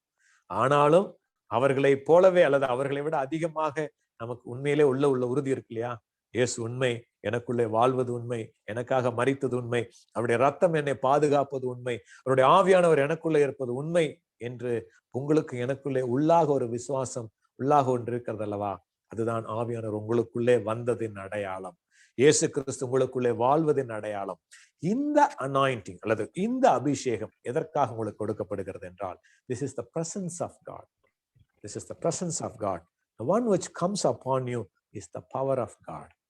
The presence of God changes you. The power of God changes you and others. The presence of God makes you into the image of the Lord Jesus Christ. The power of God makes you to minister to the Lord with his power, not your power. With his power. Then you will know, when you speak, the Holy Ghost anointing comes upon you. When you touch, the power of God is coming upon you. நிறைய ஊழியக்காரங்க வாழ்க்கையில பார்த்துக்கலாம், உங்களை வீட்டுல போய் தனியா உட்காந்து பாத்தீங்கன்னா உங்களை என்ன மாதிரிதான் உட்காந்து பேசிட்டு இருப்பாங்க. எந்நேரமும் உதறிட்டு எந்நேரம் அப்படி இருக்க மாட்டாங்க. எந்நேரமும் சத்தம் போட்டு பேசிட்டு இருக்க மாட்டாங்க. And the Holy Ghost comes upon them powerfully, the anointing comes, then they will be manifesting the power of God. Otherwise, they will be quiet, they will be normal like any other man and woman of God. அதற்காக அவர்களிடத்தில் அபிஷேகம் இல்லை என்று இல்லை, அவர்களுக்குள்ளே அபிஷேகம் நிலைத்திருக்கிறது. உங்களுக்குள்ளே அந்த அபிஷேகம் நிலைத்திருக்கிறது, எனக்குள்ளே அபிஷேகம் நிலைத்திருக்கிறது. நீங்கள் விசுவாசிகள் ஆன பொழுது பரிசுத்த ஆவியை பெற்றீர்களா? எப்பொழுது ஏன் அவங்க கேள்விப்படவே இல்லைன்னு சொல்றாங்கன்னா, அந்த விசுவாசிகள் என்று சொல்லப்படுவது இயேசு கிறிஸ்துவின் மேலுள்ள விசுவாசமா என்பது நமக்கு சொல்லப்படவில்லை. விசுவாசிகள் இப்ப எல்லாரையும் பிலீவர் தான் சொல்றாங்க, வேற மதத்தை சேர்ந்தவர்களே அவங்கள பிலீவர் தான் சொல்றாங்க, நம்மளாம் நான் பிலீவர் அப்படிங்கிறாங்க. விசுவாசிகள் த பிலீவர்ஸ் அப்படிங்கும் போது நம்ம ஜென்ரலா நாம நினைச்சுக்கிறோம் கிறிஸ்தவர்கள் தான் பிலீவர்ஸ், அப்படி கிடையாது. ஆக்சுவலா நீங்க எதை விசுவாசிக்கிறீங்களோ அதோட விசுவாசிகள். நீங்க இயேசுவை கிறிஸ்துவை விசுவாசிப்பீர்கள்னா நீங்கள் இயேசு கிறிஸ்துவின் விசுவாசிகள், தேவனுடைய விசுவாசிகள். There is a difference. இங்கதான் அதான் நடக்குது. நீங்கள் விசுவாசிகளான பொழுது அப்ப சொல்றாங்க பரிசுத்த ஆவி உண்டு என்பதை நாங்கள் கேள்விப்படவே இல்லை. அதனால அது என்னன்னா, they have not known about the literal sacrifice of Lord Jesus Christ. போன அதிகாரத்துல பார்த்தோம் இல்லையா, எபேசு பட்டணத்துல இருந்து வந்த அலெக்சாண்ட்ரியால இருந்து வந்த அப்போலோவுக்கு எப்படி ஆக்கிலாவும் பிரிஸ்கில்லாவும் பேச தொடங்கின பின்பு அவன் இயேசுவே கிறிஸ்து என்று திருஷ்டாந்தப்படுத்தி போதித்தானோ, இங்க அதுதான் நடக்குது. பவுல் அதான் சொல்றாரு, எந்த ஞானஸ்நானம் பெற்றீர்கள்? ஞானஸ்நானம் என்பது முக்கியம் அல்ல, எப்படி ஞானஸ்நானம் எடுக்கிறோம் என்பது முக்கியம். நாம் ஞானஸ்நானம் எடுக்கிறதுனாலே ரட்சிக்கப்படுவதில்லை, ஆனால் ரட்சிக்கப்பட்ட உறுதியினாலே நாம் ஞானஸ்நானம் எடுக்கிறோம். என்னுடைய விசுவாசத்தை அறிக்கிடுகிற விதமாக நாம் ஞானஸ்நானம் எடுக்கும் பொழுது அந்த ஞானஸ்நானத்தின் மூலமாக நம்முடைய ரட்சிப்பை உறுதிப்படுத்துகிறோம். அப்ப என்ன பண்றோம்? வெட்கம் இல்லாமல், கூச்சம் இல்லாமல், நான் இயேசுவின் பிள்ளை, நான் இயேசுவின் சீடன், நான் இயேசுவின் விசுவாசி என்பதை அறிக்கையிடுகிறோம். எப்படி அறிக்கையிடுகிறோம்? சாட்சி சொல்லும் பொழுது, ஞானஸ்நானம் எடுக்கும் பொழுது. சாட்சி நீங்க என்ன நேரம் வேணாலும் சொல்லிக்கிட்டே இருக்கலாம், ஆனா ஞானஸ்நானம் ஒரே முறை எடுத்தால் போதும். வெளிப்படையாக நான் அறிவிக்கிறேன், மற்றவர்களுக்கு அறிவிக்கிறேன், நான் ஆண்டவரை ஏற்றுக்கொண்ட பிள்ளை, கூச்சம் இல்லை, எனக்கு வெட்கம் இல்லை, நான் கிறிஸ்தவன் என்று சொல்லிக் கொள்வதில் எனக்கு எந்த விதமான கூச்சம் இல்லை, இயேசுவின் பெயரை சொல்வதில் எனக்கு தயக்கம் இல்லை, ஆண்டவராக இயேசுவின் பெயரை சொல்லுவதற்கு எனக்கு தயக்கம் இல்லை என்கிற அனுபவத்துக்குள்ளாய் கடந்து வர செய்வதுதான் இந்த இயேசு கிறிஸ்துவின் நாமத்தினாலே உண்டாகிற மனம் திரும்புதலுக்கு ஏற்ற ஞான ஸ்நானம், அல்லது மனம் திரும்புதலுக்கு ஏற்ற ஒரு மறுபிறப்பின் அனுபவம். நான் மனம் திரும்புகிறேன், அதே சமயத்துல என் இயேசுவை இரட்சகராக நான் விசுவாசிக்கிறேன், நான் அறிக்கையிடுகிறேன். இயேசுவை உயிர்த்தெழுந்தார் என்று நான் விசுவாசிக்கிறேன், பிதாவாகிய தேவன் அவரை எழுப்பினார் என்று நான் விசுவாசிக்கிறேன், அதே சமயத்துல இயேசு என் இரட்சகர் என்று நான் அறிக்கையிடுகிறேன். இந்த வகையான உறுதிப்படுத்தப்பட்ட ஞான ஸ்நானத்தை பவுல் திரும்பமாக அவர்களுக்கு கொடுக்கிறார். அவர்கள் இயேசு கிறிஸ்துவின் நாமத்தினாலே ஞான ஸ்நானம் பெற்றார்கள். இந்த ஞான ஸ்நானம் தான் வந்துட்டு அவங்களுடைய அந்த ரெண்டு இதையும் கன்ஃபார்ம் பண்ணுது, மனம் திரும்புதலையும் இயேசுவின் மேல் உள்ள விசுவாசத்தையும். The both aspects of our salvation has been fulfilled by the external act of the baptism. சரியா? இப்படி இருக்கிற ஆளுக்கு தான் இந்த வாஞ்சையும் தாகமும் இருக்கும். நான் இயேசுவை போல மாற வேண்டும், இயேசுவின் ஆவியானவர் எனக்குள்ளே கிரியை செய்ய வேண்டும், அவரை குறித்து நான் சொல்ல வேண்டும். சொன்னா யாரும் ஏத்துக்க மாட்டேங்கிறாங்களே. ஏன் ஏத்துக்க மாட்டேங்கிறாங்க? ஏனென்றால் ஆவியானவர் என் மேலே கிரியை செய்யவில்லை, அபிஷேகம் இல்லை. அப்ப அழுது ஜெபிப்போம், ஆண்டவரே எனக்கு வரங்களை கொடுங்க, என்னை பயன்படுத்துங்க, உமக்கென்று பயன்படுத்துங்கன்னு கேட்கும் பொழுது ஆவியானவர் உங்களை அபிஷேகிப்பார். இது எப்படி நடக்கும் அப்படின்னா, தொடர்ச்சியா உங்களுடைய வாஞ்சை, உங்களுடைய தாகம் உள்ளவன் மேல் தண்ணீரையும் வறண்ட நிலத்தின் மேல் ஆடுகளையும், உங்களுடைய தாகத்தை பொறுத்து தான், உங்களுடைய வாஞ்சையை பொறுத்து தான் the external anointing will increase. உங்களுக்குள்ளே இருக்கிற அபிஷேகம் நிலைத்திருக்கிறது. It is not changing. It is there. Your presence of God in you will not change unless voluntarily you blaspheme against God and you want to walk away from God voluntarily. Until that time, the presence of God in your life, the salvation which you received will be there. It may not be manifesting, but it is there. இயேசுவானவர் உங்களுக்குள்ளே இருக்கிறார், பரிசுத்தாவினர் உங்களுக்குள்ளே இருக்கிறார், துக்கத்தோடு இருக்கார். எனக்கு முழுமையான அதிகாரத்தை தரலையே. ஒரு வீட்டுக்குள்ள அவரை கூப்பிட்டு உட்கார வச்சு, ஒரு ரூம்ல உட்கார வச்சு அவருக்கு சாப்பாடு கொடுத்துட்டு இருக்கிற கெஸ்ட் மாதிரி தான் உங்க வாழ்க்கை இருக்கும். அதே சமயத்துல நீங்க தான் இந்த வீட்டுக்கு ஓனர்னு சொல்லி சாவியை கொடுத்து, every room belongs to you, hall yours, kitchen yours, bedroom yours, even the small corner, என்னுடைய computer corner, that is also yours. எல்லாத்தையும் அவர்கிட்ட கொடுக்கிற வாழ்க்கை தான் அவருக்கு என்று அர்ப்பணிக்கப்பட்ட வாழ்க்கை. Then the Holy Spirit start manifesting in your life. Then he will start using you for his glory. Then he will give you the power gifts to glorify Jesus Christ. அப்ப அந்த வாஞ்சை எல்லாம் இருக்கிற வரைக்கும் வந்துட்டு நமக்கு மனமாற்றம் வரவே வராது. ரகசிய கிறிஸ்துவனா இருந்துட்டே தான் இருப்போம், நம்ம அப்படியே தான் இருந்துட்டே இருப்போம். ஓகே, நோ ப்ராப்ளம், யாருக்கும் தெரிய வேண்டாம், நான் கிறிஸ்துவன்னு தெரிஞ்சுக்கவே தேவையில்லை, வெளியில போனாலும் காட்டிக்க தேவையில்லை, நான் பாட்டுக்கு எல்லாத்தோட எல்லாமா இருந்துக்குவேன், அவங்க கூப்பிட்டா அவங்க கூட போவேன், சினிமா கூப்பிட்டா சினிமாவுக்கு போவேன், அவங்க கூட உட்காந்து கதை பேசணுமா பேசிட்டு இருப்பேன், அவங்களுக்காக காம்ப்ரமைஸ் பண்ணணுமா பண்ணிக்குவேன். Because I don't have a commitment. When you don't have a commitment, how can the Holy Ghost can use you? வாஞ்சை இருக்க வேண்டும், தாகம் இருக்க வேண்டும். இந்த தாகத்தோடு அவங்க காத்திருக்கிறாங்க. அந்த தாகத்தை குறித்து பவுல் சொல்லுகிறார், இப்படி தாங்க இருக்கணும் அப்படிங்கும் பொழுது உற்சாகமாக அவர்கள் அந்த ஞானஸ்நானம் பெற்றுக்கொண்டார்கள். உடனே பாத்தீங்களா, பெரிய கூட்டம் கிடையாது, 12 பேர் தான். அது ஒரு சீஷர்கள் மாதிரி. எபேசு பட்டணத்துல ஒரு அப்போஸ்தலர் கூட்டம், ஒரு 12 சீஷர்கள் உருவானார் இந்த இடத்துல. இந்த 12 பேரும் they played a major role. பைபிள்ல சொல்லப்படவில்லை, ஆனா ஏன் 12 அப்படிங்கிறது வந்து ஒரு ஸ்பெசிபிக் நம்பர், ஒரு காரணத்தோடு எழுதப்பட்டிருக்கிறது. 12 என்பது அட்மினிஸ்ட்ரேட்டிவ் நம்பர். God's அந்த நம்பரோட இதில் படி 12 indicates administration. That indicates the dominance. It indicates the governance. அந்த ஏசியா மைனரை சந்திப்பதற்காக பவுல் மூலமாக இந்த 12 பேரும் மகத்தான ஊழியங்களை செய்திருக்கக்கூடும். எல்லாரும் அப்போ பவுல் அவர்கள் மேல் கைகளை வைத்த பொழுது, this is called the impartation of the power of God. இந்த காரியம் மிக முக்கியமாக நீங்க இன்னொரு முக்கியமான ஆவிக்குரிய உண்மையை புரிஞ்சுக்கோங்க.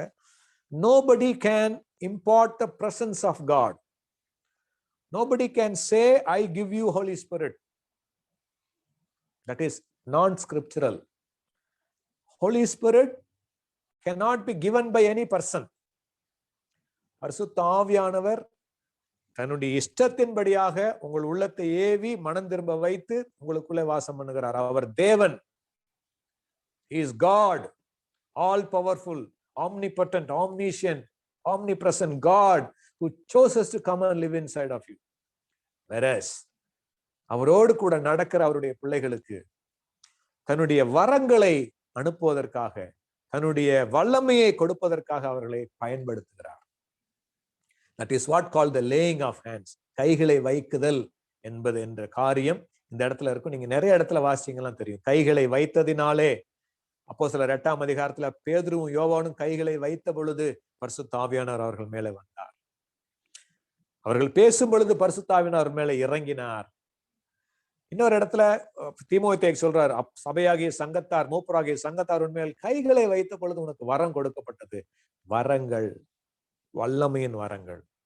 கைகளை வைத்து ரட்சிப்பை கொடுக்க முடியாது யாராலையும். கைகளை வைத்து பரிசுத்த ஆவியை பெற்றுக்கொள். Receive the Holy Spirit. That is not scriptural.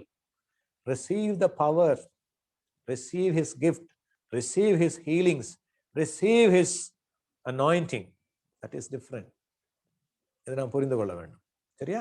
You cannot impart the presence of God. You can only show the presence of God. You can only live the presence of God. You can only manifest the presence of God.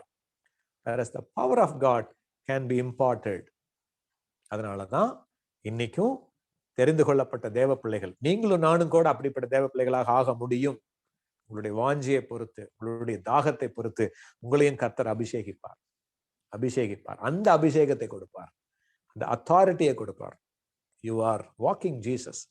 ஒரு நேரத்துல உங்களுக்குள்ளாக இருக்கிற அந்த ஜீவன், உங்களுக்குள்ளாக இருக்கிற அந்த அபிஷேகம், உங்களுக்குள்ளாக இருக்கிற அவருடைய பிரசன்னம் நிரம்பி வழிய ஆரம்பிக்கும். Means word of God, your time with the Lord, anointing, the Holy Spirit, worship, your life will become a life of the word, the prayer and the worship. இப்படி மாறி போகும் பொழுது உள்ளாக இருக்கிற அந்த ஜோய் லைஃப் இருக்கு இல்லையா, மெசையாவோட லைஃப், இயேசுவின் ஜீவன், இந்த ஜீவன் வழிய பொங்கி வழிய ஆரம்பிக்கும். It starts overflowing. அந்த டைம்ல your external anointing, the internal anointing will become one, will be amalgamated in one. That is why when Peter walked, his shadow healed people. That is why the dress of Paul healed people. That's why the very presence of some of the men and women of God, when they walk inside, Jesus walks along with them. That is another complete different level of your spiritual growth. God wants you and me to be there. உங்களை என்னை அந்த அளவுக்கு போகணும் தான் விரும்புறார். அவர் பச்சைவாதம் உள்ளவரே கிடையாது. யாரோ ஒருத்தருக்கு XYZ கொடுக்கப்பட்டதே கிடையாது. பேதுருக்கும் யோவானுக்கும் மட்டும் இல்ல, உங்களுக்கும் எனக்கும் சேர்த்துதான். So the anointing will be overflowing in you. Not necessarily when you go and stand on the pulpit. Not necessarily you have to put the drums and make a music and sound and make people to shout and you get emotionally excited and you start manifesting. No. And a life of a man of God or a woman of God is in line with the life of Jesus, of anointing. Your life will be the life of anointing.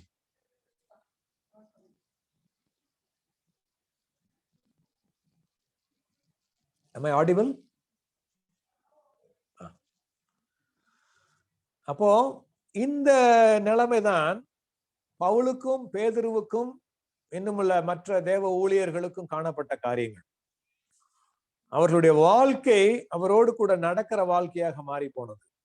அவர்களுடைய வாழ்க்கை இயேசுவின் வாழ்க்கையை பிரதிபலிக்கிற வாழ்க்கையாக மாறி போனது. அப்பொழுதுதான் பவுல் அவர்கள் மேல் கைகளை வைத்த பொழுது பரிசுத்த ஆவியானவர் அவர்கள் மேலே வந்தார். அவர்கள் தீர்க்க தரிசனம் சொன்னார்கள், அந்நிய பாஷைகளை பேசினார்கள். அப்போ இந்த ஊழியத்தை பண்றதுக்கு the grace will be given to you. அதனாலதான் சீக்கிரத்துல யார் மேலையும் கையை வைக்காத அப்படின்னு சொல்லி தீமோத்தேயுக்கு ஆலோசனை சொல்றார். There is a time, there is a stage, there is a period in your spiritual life and your ministry where you are led to lay the hands. ஒரு நேரம், ஒரு தெரிந்து கொள்ளப்பட்ட ஒரு காலம், ஒரு அபிஷேகத்தின் அளவு, ஒரு கர்த்தருடைய வல்லமையின் ஏவுதல் உங்களுடைய வாழ்க்கையில வரும் பொழுது, உங்கள் கைகளை மற்றவர்கள் மேல வைக்கும் பொழுது, இந்த கைகளின் மேலே, கைகளின் வழியாக ஆவியானவருடைய வல்லமையும் ஆளுகையும் புறப்பட்டு செல்லும். Otherwise, you will be in danger of getting one with the spirit of the person whom you are laying hands upon. யார் மேல கைகளை வைக்கிறீர்களோ அவர்களுடைய ஆவியை சுற்றில் இருக்கிற காரியங்களுக்கு நீங்கள் உடந்தே ஆக வேண்டிய சூழ்நிலை ஏற்பட்டுவிடும். Because still you have not beyond that level. We should know. அதனாலதான் சீக்கிரமா யார் மேலையும் கைகளை வையாதே. தீமோத்தேயுக்கு அறிவுரை சொல்றார். Wait for the Holy Spirit to lead you. ஆவியானவர் உன்னை ஆட்கொள்ளும்படியாக, அவர் உன்னை ஏவும்படியாக காத்திரு. இன்னைக்கு இல்லைன்னா விட்டுடு, நாளைக்கு இல்லைன்னா அடுத்த வாரம் வெயிட் பண்ணு. அவருடைய பாதத்துல அமர்ந்துரு, காத்திரு, வளரு, அவரை போல மாறு. அந்த அபிஷேகம் பொங்கி வெளிய ஆரம்பிக்கும் பொழுது உங்கள் கைகள் இயேசுவின் கைகளாக மாற ஆரம்பிக்கும். அதுக்கு அடுத்தது பவுல் வழக்கம் போல பண்றாரு. ஜெப ஆலயத்துல பிரவேசித்து தைரியமாய் பிரசங்கித்து 3 மாதம் அளவும் தேவனுடைய ராஜ்யங்களை குறித்தவளை சம்பாஷணை பண்ணி புத்தி சொல்லி கொண்டு வந்தார். ஆண்டவராக இயேசு கிறிஸ்துவை பற்றி, தேவனுடைய ராஜ்யத்தை பற்றி. தேவனுடைய ராஜ்யம் என்பது தேவனுடைய ராஜ்யமாகிய சுவிசேஷம். The gospel is the gospel. அதனாலதான் மனம் திரும்புங்கள், தேவனுடைய ராஜ்யம் சமீபமா இருக்கிறது அப்படின்னு சொல்லி சொன்னார். ஒரு ஸ்டேஜ்ல ஆண்டவர் சொன்னாரு, தேவனுடைய ராஜ்யம் உங்களுக்குள்ளே வந்திருக்கிறதுன்னு சொல்லி ஏசான்னு சொல்லிட்டார். The gospel, the saving grace of Jesus, the presence of God in you, the very presence of God in your life, in your family, in your praises, is already the kingdom of God you can enjoy in this world. தேவனுடைய ராஜ்யத்தை நம்மால் அனுபவிக்க முடியும். தேவனுடைய ஆளுகையை நம்மால் அனுபவிக்க முடியும். தேவனுடைய ப்ரொவிஷன்ஸ் அண்ட் ப்ராவிடன்ஸ் நம்மால் அனுபவிக்க முடியும். ஒரு ராஜ்யத்துல இருந்தால், தேவனுடைய ராஜ்யத்தில் இருந்தால் எப்படியாக தேவனுடைய அந்த ராஜாவினுடைய ஆளுகை நமக்குள்ளே இருக்குமோ, அதே வகையான ஆளுகையை, அதே வகையான ராஜ்யத்தை, அதே வகையான காரியத்தை உங்களாலும் என்னாலும் இந்த உலகத்தில் அனுபவிக்க முடியும். That is why Jesus said, kingdom of God is already inside of you. தேவனுடைய ராஜ்யம் புசிப்பும் குடிப்பும் அல்ல, அது சந்தோஷமும் பரிசுத்த ஆவியினால் உண்டாகும் சமாதானமும் சந்தோஷமும் நீதியுமா இருக்கிறது. ஐ திங்க் ரோமர் 14ஆம் அதிகாரத்துல நினைக்கிறேன், அழகா சொல்லியிருக்கு. சோ அதுதான் தேவனுடைய ராஜ்யத்தை குறித்த காரியம். S 17 Romans 14:17. சோ அந்த ராஜ்யத்தை குறித்த காரியங்களை, சுவிசேஷத்தை குறித்த காரியங்களை தான் பவுல் என்ன பண்றாரு, புத்தி சொல்லி கொண்டு வந்தாரு. எல்லாரும் அதை தான் பேசினாங்க. அப்போஸ்தலர் முழுக்க நான் திரும்ப சொல்லிட்டு இருக்கிறது அதுதான். Everybody was preaching Jesus Christ.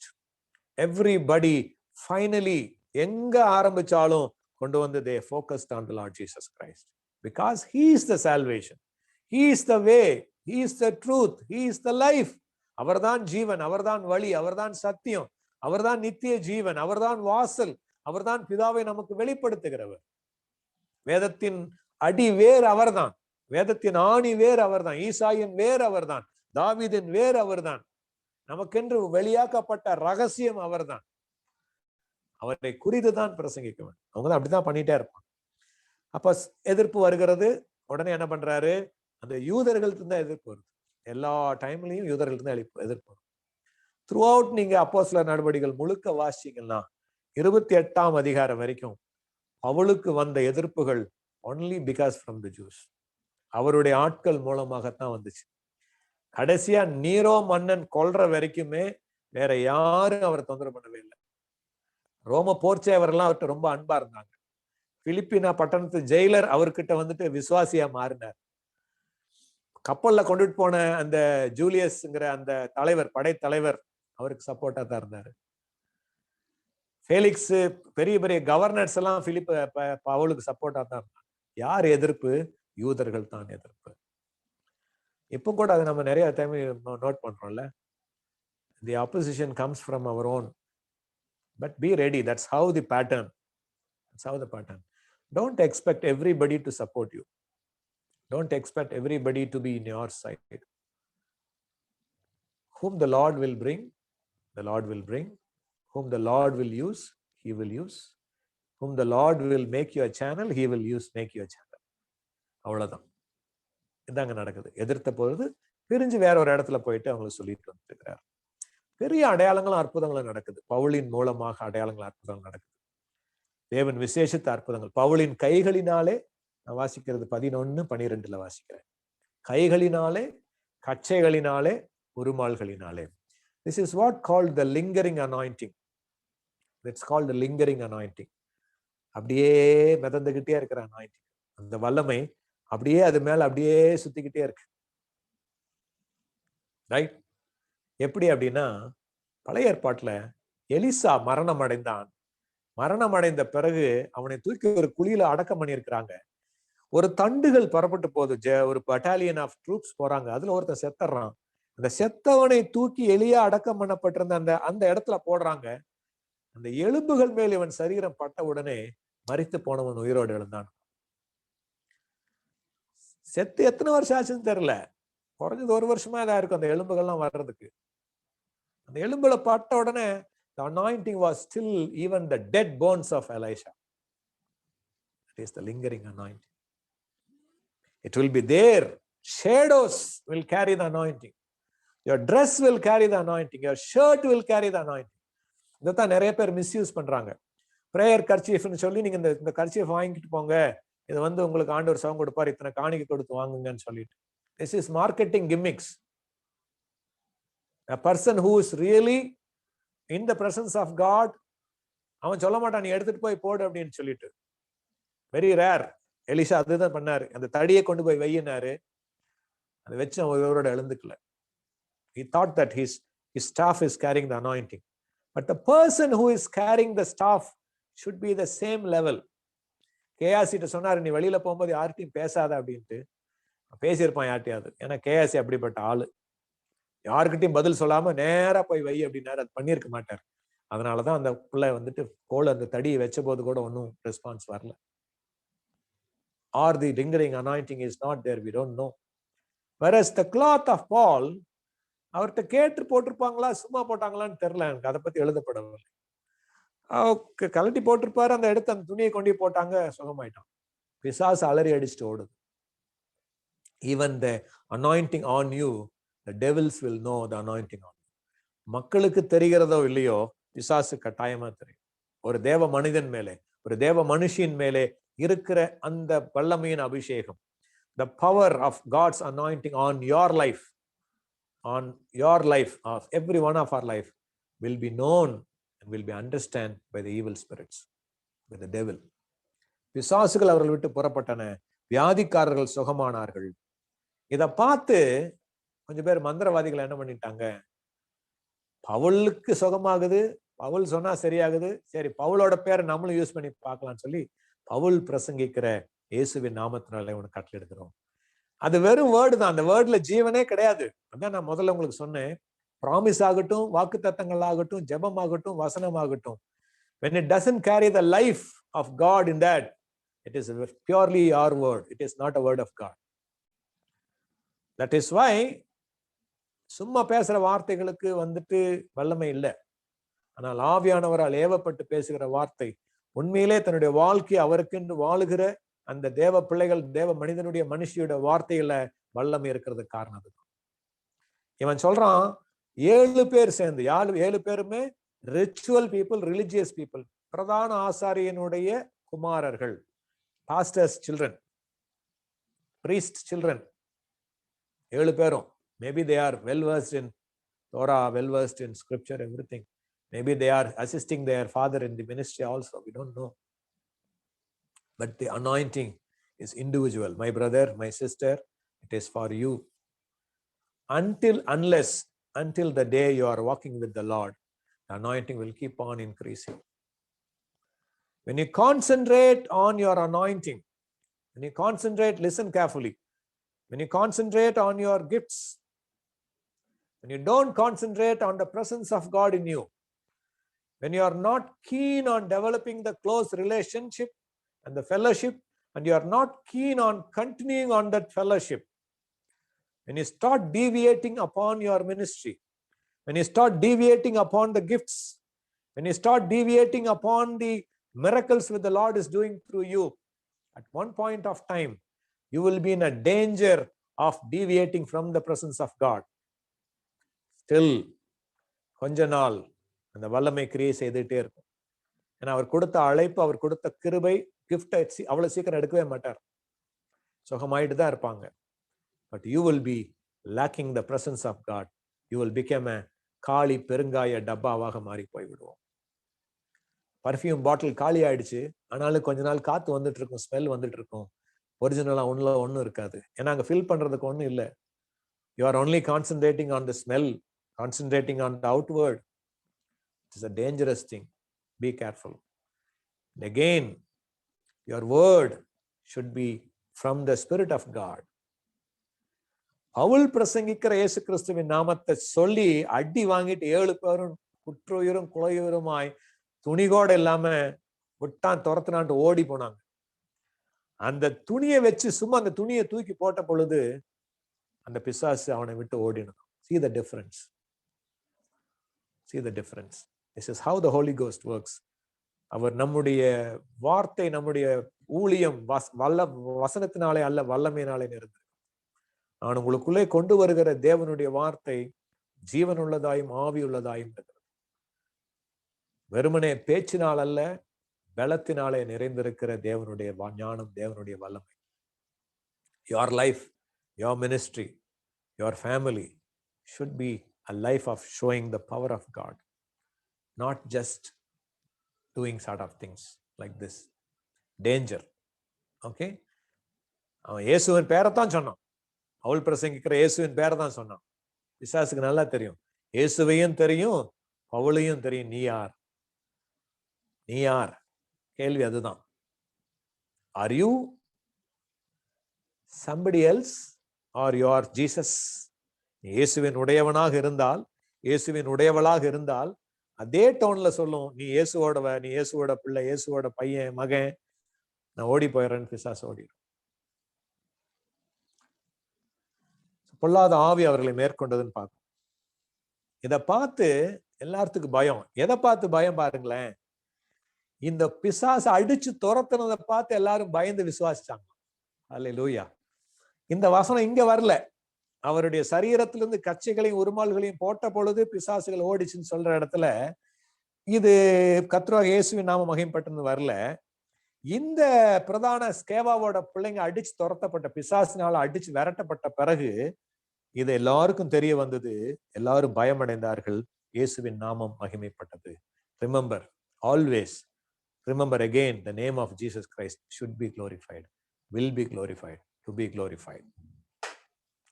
இப்ப என்ன ஆகும்னா, விசுவாசிக்கிறவன் சும்மா இருக்க மாட்டான், அறிக்கையிடுவார்கள்.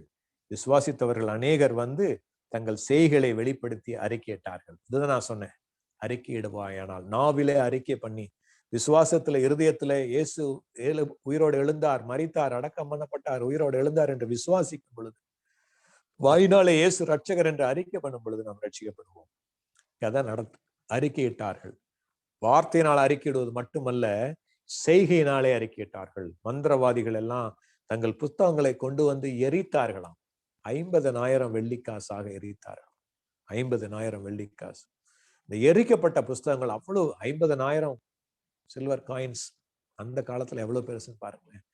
ஒரு காப்பர் மிட், அதாவது ஒரு 2 காசு, 1 காசு 2 காசு இருந்தாலே ஒரு நாள் முழுக்க சாப்பிடலாம். இது 50,000 வெள்ளி காசு. அடுத்த வசனம் தான் அதோட கீ. இவ்வளவு பலமாய் கர்த்தருடைய வசனம் விருத்தி அடைந்து மேற்கொண்டது. கர்த்தருடைய வசனம் மேற்கொண்டதுன்னு சொல்லி 3 எக்ஸாம்பிள் இருக்கும். நான் முதல்ல உங்களுக்கு 2 எக்ஸாம்பிள் சொல்லியிருக்கேன். ஒண்ணு வந்து அப்போஸ்தலர் 6ஆம் அதிகாரத்துல 8ஆம் வசனத்துல நினைக்கிறேன். கர்த்தருடைய வசனம் வல்லமையாய் விருத்தி அடைந்ததுன்னு இருக்கும். 7ஆம் வசனம், தேவ வசனம் விருத்தி அடைந்ததுன்னு இருக்கும். ஓகே, எந்த இடத்துல, எந்த சிச்சுவேஷன்ல ஒரு ட்ரபிள் வருது, சபைக்குள்ள ஒரு கலக்கம் வருகிறது, சபைக்குள்ளே ஒரு ஒரு கிரைசிஸ் வருது, அந்த கிரைசிஸ் அவங்க சார்ட் அவுட் பண்ணோன்னு கர்த்தருடைய நாம் விருத்தி அடைய ஆரம்பிக்கிறது. அடுத்தது அப்போஸ்தலர் 12ஆம் அதிகாரத்துல கடைசி வசனத்துல நினைக்கிறேன், ஆமா 24ஆம் வசனத்துல தேவ வசனம் வளர்ந்து பெருகியது. அப்போஸ்தலர் 12:24 தேவ வசனம் வளர்ந்து பெருகியது. எப்பொழுது? ஒரு எதிர்ப்பு வந்த பொழுது. ஏரோது யாக்கோபை கொலை செய்து விட்டு பேதுருவையும் கொலை செய்வதற்காக ஜெயில போட்டு எல்லாத்தையும் துன்புறுத்தின பொழுது கர்த்தர் வல்லமையா இடைப்பட்டு தேவ வசனத்தை பெருக செய்தார். நான் விசுவாசிக்கிறேன், நான் அறிக்கையிடுகிறேன், நாம் கடந்து சென்று கொண்டிருக்கிற இந்த கிரைசிஸ் காலகட்டம் தேவ வசனம் வளர்ந்து பெறுவதற்கான ஒரு படியாக இருக்க வேண்டும், இருக்கும். தேவ வசனம் பெருக வேண்டும், தேவ வசனம் வளர வேண்டும். நம்ம எல்லாரும் அதற்காக பாடுபட வேண்டும். நம் மூலமாக தேவ வசனம் பெருக வேண்டும். எங்கெல்லாம் சபையானது ஒரு கிரைசிஸ்ல சென்றதோ அங்கெல்லாம் தேவ வசனம் மகிமைப்பட்டது, வளர்ந்து பெருகிற்று. இந்த இடத்துல எத்தனையோ மந்திரவாதிகள்லாம் வராங்க. மந்திரவாதிகள்லாம் ஆண்டவரை ஏற்றுக்கொண்ட பிறகு கர்த்தருடைய வசனம் விருத்தி அடைந்து மேற்கொண்டது. It over powered the word of God, overpowered. Let the word of God overpower your life, and the word of God grow in your life, and the word of God becoming great in your life. அப்ப அது முடிய அடுத்ததாக இன்னொரு பெரிய ஒரு எதிர்ப்பு வருது. இந்த எதிர்ப்பு என்னன்னு பாத்தீங்கன்னா, ஒரு பிசினஸ் அஃபெக்ட் ஆகிற ஒரு எதிர்ப்பு. ஆக்சுவலி விக்கிரக ஆராதனை செய்யற ஒரு ஆளு தியானால், நீங்க அதை படிச்சீங்களா, 19ஆம் அதிகாரத்தை படிச்சீங்கன்னா தெரியும், ஒரு பெரிய எதிர்ப்பு வருகிறது. அந்த எதிர்ப்பு வந்துட்டு காரணமே இல்லாத எதிர்ப்பு. ஆனா என்ன காரணம் காமிக்கிறாங்கன்னு பாத்தீங்கன்னா, பிசினஸ் போயிடுச்சு அப்படிங்க. கர்த்தருடைய வசனம் மேற்கொண்டது, அநேகர் விடுதலையாக்கப்பட்டாங்க. இதெல்லாம் யாருக்கும் தெரியல. எத்தனையோ பிசாசுகள் துரத்தப்பட்டுச்சு, எத்தனையோ பேர் நல்ல வாழ்க்கை மாறினாங்க, எத்தனையோ மந்திரவாதிகள் தங்களுடைய மேஜிக் அந்த சூனிய வித்தைகள்லாம் விட்டுட்டு வந்துட்டாங்க. எவ்வளவு நல்லது நடந்திருக்குன்னு பாருங்க. ஜனங்கள் ரட்சிக்கப்பட்டாங்க, நல்ல வாழ்வைக்கு ஒப்பு கொடுத்தாங்க. அநேகர் வியாதியிலிருந்து சுகமானாங்க, அநேகர் பிசாசின் பிடியிலிருந்து விடுதலை ஆனாங்க. இன்னும் அநேக கெட்டவங்க எல்லாம் இனிமேல் மந்திரம் பண்ண மாட்டேன்னு சொல்லி வந்துட்டாங்க. அப்ப எவ்வளவு சந்தோஷப்படணும். நான் என்ன நடக்குது, இவர்கள் ஒருவர் சொல்றாரு, அவரு கூட்டம் சேர்த்திட்டு சொல்றாரு, இங்க தியானாளுடைய காரணத்தை காண்பித்து தன்னுடைய பிசினஸ் அஃபெக்ட் ஆயிடுச்சுன்னு சொல்லி ஒரு எதிர்ப்பு வரும். இந்த எதிர்ப்பு பவுலுக்கு என்ன அடையாளம் அப்படின்னா, அந்த ஊழிய அந்த இடத்துல இருந்து வேற இடத்துக்கு போற சொல்லி அடையாளம். அப்ப அதுக்கேற்ற மாதிரி என்ன பண்றாரு, பெரிய கூட்டம் சேர்ந்துடுறாங்க. தியானாலே பெரியவள், நாங்க கும்பிட்டுட்டு இருக்கிறோம், இத்தனை வருஷமா கும்பிட்டுட்டு இருக்கிறோம், இத்தனை வருஷமா பண்ணிட்டு இருக்கிறோம். இன்றைக்கு இந்த ஸ்பிரிச்சுவல் ரெல்ம் ஆல்சோ பிசிக்கலாவும் இருக்கு, அதாவது நான் கிறிஸ்டியன் பிலீஃப்ஸ், அந்த இடத்துல இந்த எதிர்ப்புகள் வரும். ஆனா இதே வகையான எதிர்ப்புகள் நம்முடைய கிறிஸ்தவத்துக்குள்ளும் வருவதற்கான சந்தர்ப்பங்கள் உண்டு. எங்கெல்லாம் ஒரு ஊழியம் பிசினஸாக செய்யப்படுகிறதோ அங்க அடி விழுகும் பொழுது அந்த யார் மூலமாக அது வந்ததோ அவங்க மேல ஒரு பொறாமை வரும், அவங்க மேல ஒரு எரிச்சல் வரும், அவங்க மேல ஒரு ஒரு பொல்லாப்பு வரும். அவங்களை பற்றி இல்லாததையும் பொல்லாதையும் சொல்லுவதற்காக ஆட்கள் எழும்புவார். இது நம்முடைய பர்சனல் ஸ்பிரிச்சுவல் லைஃப்ல நம்ம என்கவுண்டர் பண்ண முடியும். நீங்க அநேகர் செய்திருக்கலாம். ஆனா கடைசி என்ன ஆகுன்னு பாத்தீங்கன்னா, பவுலுக்கு அந்த இடத்துல மாட்டி அடி வாங்கிறதுக்கான தேவ திட்டம் கிடையாது. ஆண்டவர் எச்சரிக்கிறார், பரிசுத்த ஆவியானவர் தலைவர்கள் மூலமாக எச்சரிக்கிறார், நீங்க அங்க போக வேண்டாம்னு சொல்லிட்டு. ஆசியா முழுக்க சுவிசேஷம் பரவிருச்சுங்க அந்த டைம்ல. ஏசியா மைனர் அந்த இடம், ஆக்சுவலா ஏசியா மைனர், இந்த டர்க்கி, அந்த எஃபேசஸ், கிரீஸ், மேசிடோனியா, அந்த ஏரியா முழுக்க ஃபுல்லா ஸ்ப்ரெட் ஆயிடுச்சு. யுரேஷியா மாதிரி அந்த ஏரியா முழுக்க ஸ்ப்ரெட் ஆயிட்டு இருக்கும் பொழுது கடைசியா கூட்டம் போடுறாங்க. 2-3 பேர் அதில் இன்வால்வ் ஆகுறாங்க. அலெக்சாந்தர்ங்கிற ஒருத்தர் வராரு, இதெல்லாம் நீங்க வாசிச்சீங்கன்னா தெரியும். ஆக்சுவலா 2 மணி நேரம் கத்திட்டு இருக்கிறாங்க. கடைசியா ஒரு அஃபீஷியல் தான் அதை இன்வால்வ் பண்ணி நிறுத்துறாரு. உன்னுடைய பிசினஸ் நீ பாத்துக்கோ, உனக்கு ஏதாவது ப்ராப்ளம் இருந்தா நீ உங்க ஆட்களை கூட்டிட்டு நியாயாதிபதிகள்கிட்ட ஜட்ஜுகிட்ட பேசிக்கோ, இது இதுக்கு சம்பந்தம் இல்லை. அப்படி ரொம்ப இருந்துச்சுனாக்கா உன்னுடைய தியானாலே உனக்காக வழக்காடிக்கிட்டோம், நீ எதுக்கு நீ பண்ற, எல்லாத்துக்கும் தெரியும் தானே, அதனால வேற ஏதாவது இருந்துச்சுனாக்கா நீ அப்புறம் பாத்துக்கன்னு சொல்லிட்டு கூட்டத்தை அனுப்பிச்சு விட்டுறோம். அனுப்பிச்சுட்ட பிறகு பவுல் ஹேஸ் டு லீவ் எபெசஸ். அதற்கு பிறகு பவுல் திரும்ப எபெஸ் பட்டணத்துக்கு போகல. அவருடைய 3rd மிஷனரி ஜேர்னியில எபெசஸ் முடிச்சிடுறாரு. அதுக்கப்புறம் அவர் போகல. அங்க இருக்கிற லீடர்ஸ் தான் வர சொல்றாரு, மிலேத்துவில இருந்து வர சொல்றாரு. அடுத்த அதிகாரத்தை நீங்க வாசிக்கலாம், 20ஆம் அதிகாரத்தை வாசிச்சீங்கன்னா, கலகம் அமர்ந்த பின் சீசரை வரவழைத்து எல்லாத்திட்டையும் சொல்லிட்டு பாய் பாய்ன்னு சொல்லிட்டு அடுத்ததுக்கு போயிடுறாரு. மக்கதோனியாவுக்கு போறாரு. அங்க அதோட டிஸ்டன்ஸ் நீங்க படிச்சீங்கன்னா அதோட டிராவல் இதெல்லாம் போட்டிருக்கோம், எங்கெங்கெல்லாம் போனார் அப்படின்னு சொல்லிட்டு. 3rd மிஷனரி ஜேர்னி இது. ஆக்சுவலா long time he was staying in Ephesus. Almost 3 years வந்துருக்காருங்க. ஃபர்ஸ்ட் 2 வருஷம் வந்துட்டு ரொம்ப பவர்ஃபுல்லா இருக்கு. அடுத்த 6 மாசமும் பவர்ஃபுல். அந்த கடைசியாகத்தான் இந்த பிரச்சனைகள்லாம் வருது. கர்த்தர் வந்து நடத்தி கிளம்பி போயிடுறாரு. கிளம்பி போன பிறகு இதுல வந்து ஒரு சில பேர்கள் கொடுக்கப்பட்டிருக்கும், யார் யாரெல்லாம் அவருக்கு உதவி பண்ணாங்க அப்படின்னு சொல்லிட்டு. When Paul goes into more difficulties, God sends more help. God sends more of his people to comfort him, to support him, to protect him. அவருக்கு ஆறுதல் சொல்லவும், அவருக்கு துணை நிற்கவும், அவரை பாதுகாக்கவும். Different quarters. இவங்க எல்லாருமே யாருமே இவங்க யூதர்களா இருக்கிற மாதிரி தெரியல. தீமோத்தேயு, செக்குந்தர், சோபத்தரு, தெசலோனிக்கேயர், அரிஸ்தர்க்கு, காயு, துரோபீம், இவங்க எல்லாமே வந்து 20ஆம் அதிகாரத்துல 4ஆம் வசனத்துல எழுதியிருக்கிறவங்க எல்லாமே they are all from the Gentile background. Unexpected quarters. ஆண்டவருடைய பிள்ளைகள் வந்து ஊழியத்துக்காக சப்போர்ட் வராங்க, அவளோடு கூட இணைந்து வந்து செய்யறாங்க. த்ரோவா பட்டணத்துல வந்து அங்க ஒரு 1 வீக் ஸ்டே அடிக்கிறார். த்ரோவா பட்டணத்துல வந்து ஜஸ்ட் 1 வீக்ல இருக்கிறாரு. இந்த த்ரோவா பட்டணத்தை பத்தி பின்னாடி ஒரு நிருபத்துல எழுதுறாரு. நீங்க அது எந்த நிருபம்னு சொல்லி எனக்கு வாசிச்சு சொல்லுங்க, சரியா? த்ரோவா பட்டணத்தை பத்தி சொல்றாரு. இந்த த்ரோவா பட்டணத்துல ஒரு பெரிய அற்புதம் நடக்குது. ஆவியானவர் பவுலின் மூலமாக வெளிப்படுகிற ஒரு அற்புதம். அது உங்களுக்கு தெரியும். ஐத்துகு என்ற பெயர் கொண்ட ஒரு மனுஷன் அங்க உட்கார்ந்து இருக்கிறாரு. இது ஒரு பெரிய ஒரு ஸ்டடி, பைபிள் ஸ்டடியா இருக்கும் இந்த இன்ஸ்டன்டே. ஏன் 3வது மாடியில இருந்துச்சு, ஏன் நடுராத்திரி வரைக்கும் பேசினாரு, ஏன் நித்திர மயக்கமா ஆனான், வசனத்தை கேட்க வேண்டியவன் ஏன் தூங்கிட்டு இருந்தான், ஏன் ஜன்னல் ஓரமா உட்கார்ந்து இருந்தான், ஏன் இந்த பக்கம் உட்காரல, ஜன்னல் உட்காந்துட்டு வெளியில வேடிக்கை பார்த்துட்டு இருந்தானா, நிறைய ஒரு இது பெரிய பைபிள் ஸ்டடி ஆக்சுவலா இந்த இது. அது வந்து they will relate it to how you can fall from height, fall from your spiritual level and to your spiritual death அப்படிங்கிறதுக்கான ஈக்குவேட் பண்ணி அதை பத்தி சொல்லுவாங்க. என்ன நடக்குது, 3வது மாடியிலிருந்து கீழே விழுகிறாரு, மரித்தவனாக எடுக்கப்பட்டான். உடனே பவுல் இறங்கி வராரு. There how the cloth carry the anointing, how his shawl and how his robes carrying the anointing, the very same body carries the anointing. என்ன பண்றாரு பாத்தீங்கன்னா, அவர் இறங்கி போய் அவன் மேல விழுந்து அவனை அணைத்து கொண்டு. இது எங்க நீங்க ரிலேட் பண்ணி பார்க்கலாம்னா, எலியாவுக்கும் எலிசாவுக்கும் நீங்க ரிலேட் பண்ணி பார்க்கலாம். 1 ராஜாக்கள் 17ஆம் அதிகாரத்திலையும் 2 ராஜாக்கள் 4ஆம் அதிகாரத்திலையும் அந்த சாரிபாத் ஊர் விதவியின் மகன் மேல எலியா குப்புற விழுகிறார். குப்புற விழுந்து அவனை அணைத்து கொண்டு அந்த ஆவி, அந்த வல்லமை அவருடைய சரீரத்திலிருந்து அவன் மேலே கடந்து சென்றது. சுனேமி அவளோட மகள் அப்படித்தான், மூக்கு மேல மூக்கு, கை மேல கையை வச்சிருந்து நடந்து மறுபடியும் போய் படுக்கிறாரு. 7 முறை தும்மி கண்களை திறந்தான் அப்படின்னு சொல்லி எழுதியிருக்கு. Your body is becoming the vessel to manifest the glory of God, to manifest the power of God.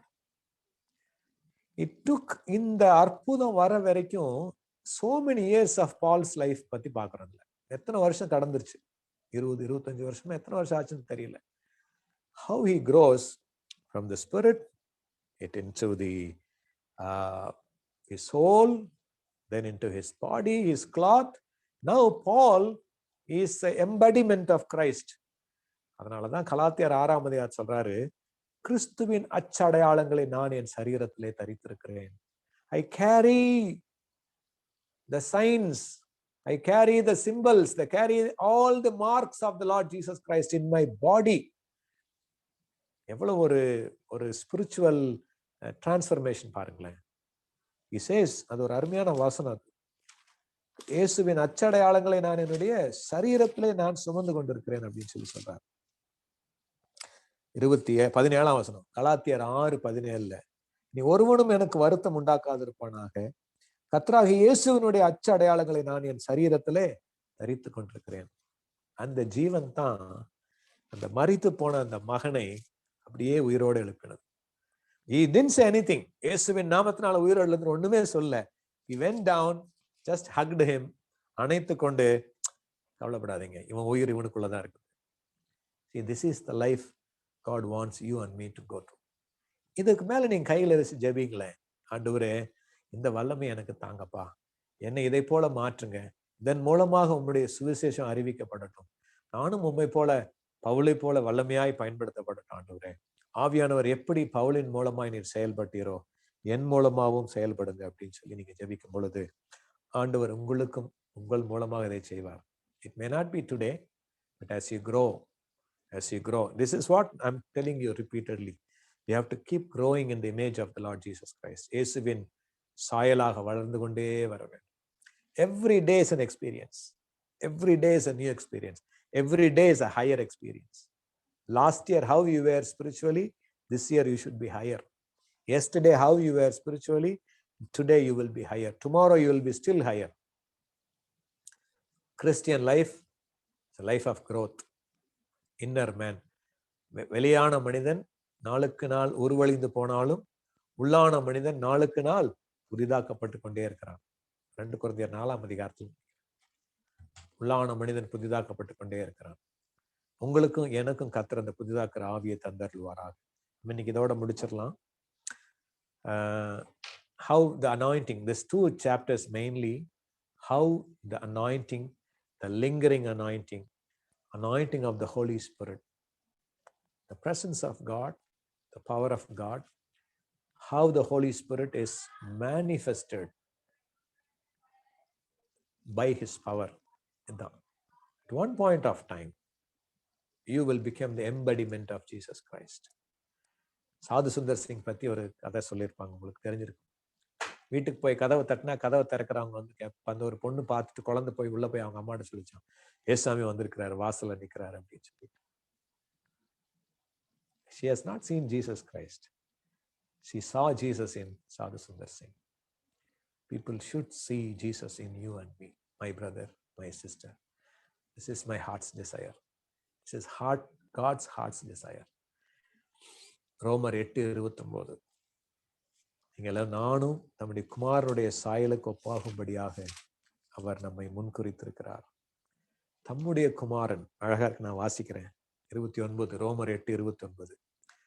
தம்முடைய குமாரன் அநேக சகோதரருக்குள்ளே முதற் பேரானவராய் இருக்கும் பொருட்டு தேவன் எவர்களை முன்னறிந்தாரோ அவர்களை தமது குமாரனுடைய சாயலுக்கு ஒப்பாயிருப்பதற்காக முன்குறித்திருக்கிறார். நீங்களும் நானும் இயேசு கிறிஸ்துவின் சாயலாக இருப்பதற்காக முன்குறிக்கப்பட்டவர். நீங்களும் நாளும் இயேசுவை போல வாழ, இயேசு கிறிஸ்துவை போல வாழ முன்குறிக்கப்பட்டவர். 1 யோவான் 4:17. அவர் இருக்கிற வண்ணமாகவே நாம் இருக்கிறோம். அவர் பரலோகத்தில் இருக்கிற வண்ணமாகவே நாம் இருக்கிறோம். Jesus is living in you. Jesus is living through you. The Lord is manifesting his presence, his power through you. Through you. ஒவ்வொருவர் மூலமாகவும் கேட்டுக்கொண்டிருக்கிற 30 கேமராஸ்ல இருக்கீங்க. நீங்க எத்தனை பேர் நீ கேட்க போறீங்களோ, எத்தனை பேர் வருங்காலங்களில் அதை கேட்கிறீர்களோ, அனைவரையும் தன்னுடைய பாத்திரங்களாக, தன்னுடைய சாயலாக மாற்றுவதற்கு கர்த்தர் காத்து கொண்டிருக்கிறார். Holy Spirit is given to you. Just want you to be made into the image of the Lord Jesus Christ. கர்த்தர் உங்களை ஆசீர்வதிப்பாராக. நீங்களும் நானும் தெரிந்து கொள்ளப்பட்டவர்கள், நீங்களும் நானும் அபிஷேகிக்கப்பட்டவர்கள், நீங்களும் நானும் அழைக்கப்பட்டவர்கள், நீங்களும் நானும் இயேசு கிறிஸ்துவை போல மாறும்படியாக கர்த்தராகிய தேவனாலே முன்குறிக்கப்பட்டவர்கள். கர்த்தர் உங்களை ஆசீர்வதிப்பாராக. அருமையான போதகரையா ஜெபித்து முடிக்கும்படியாக அன்போடு கேட்டுக்கொள்ளுங்கள். Thank you, Jesus.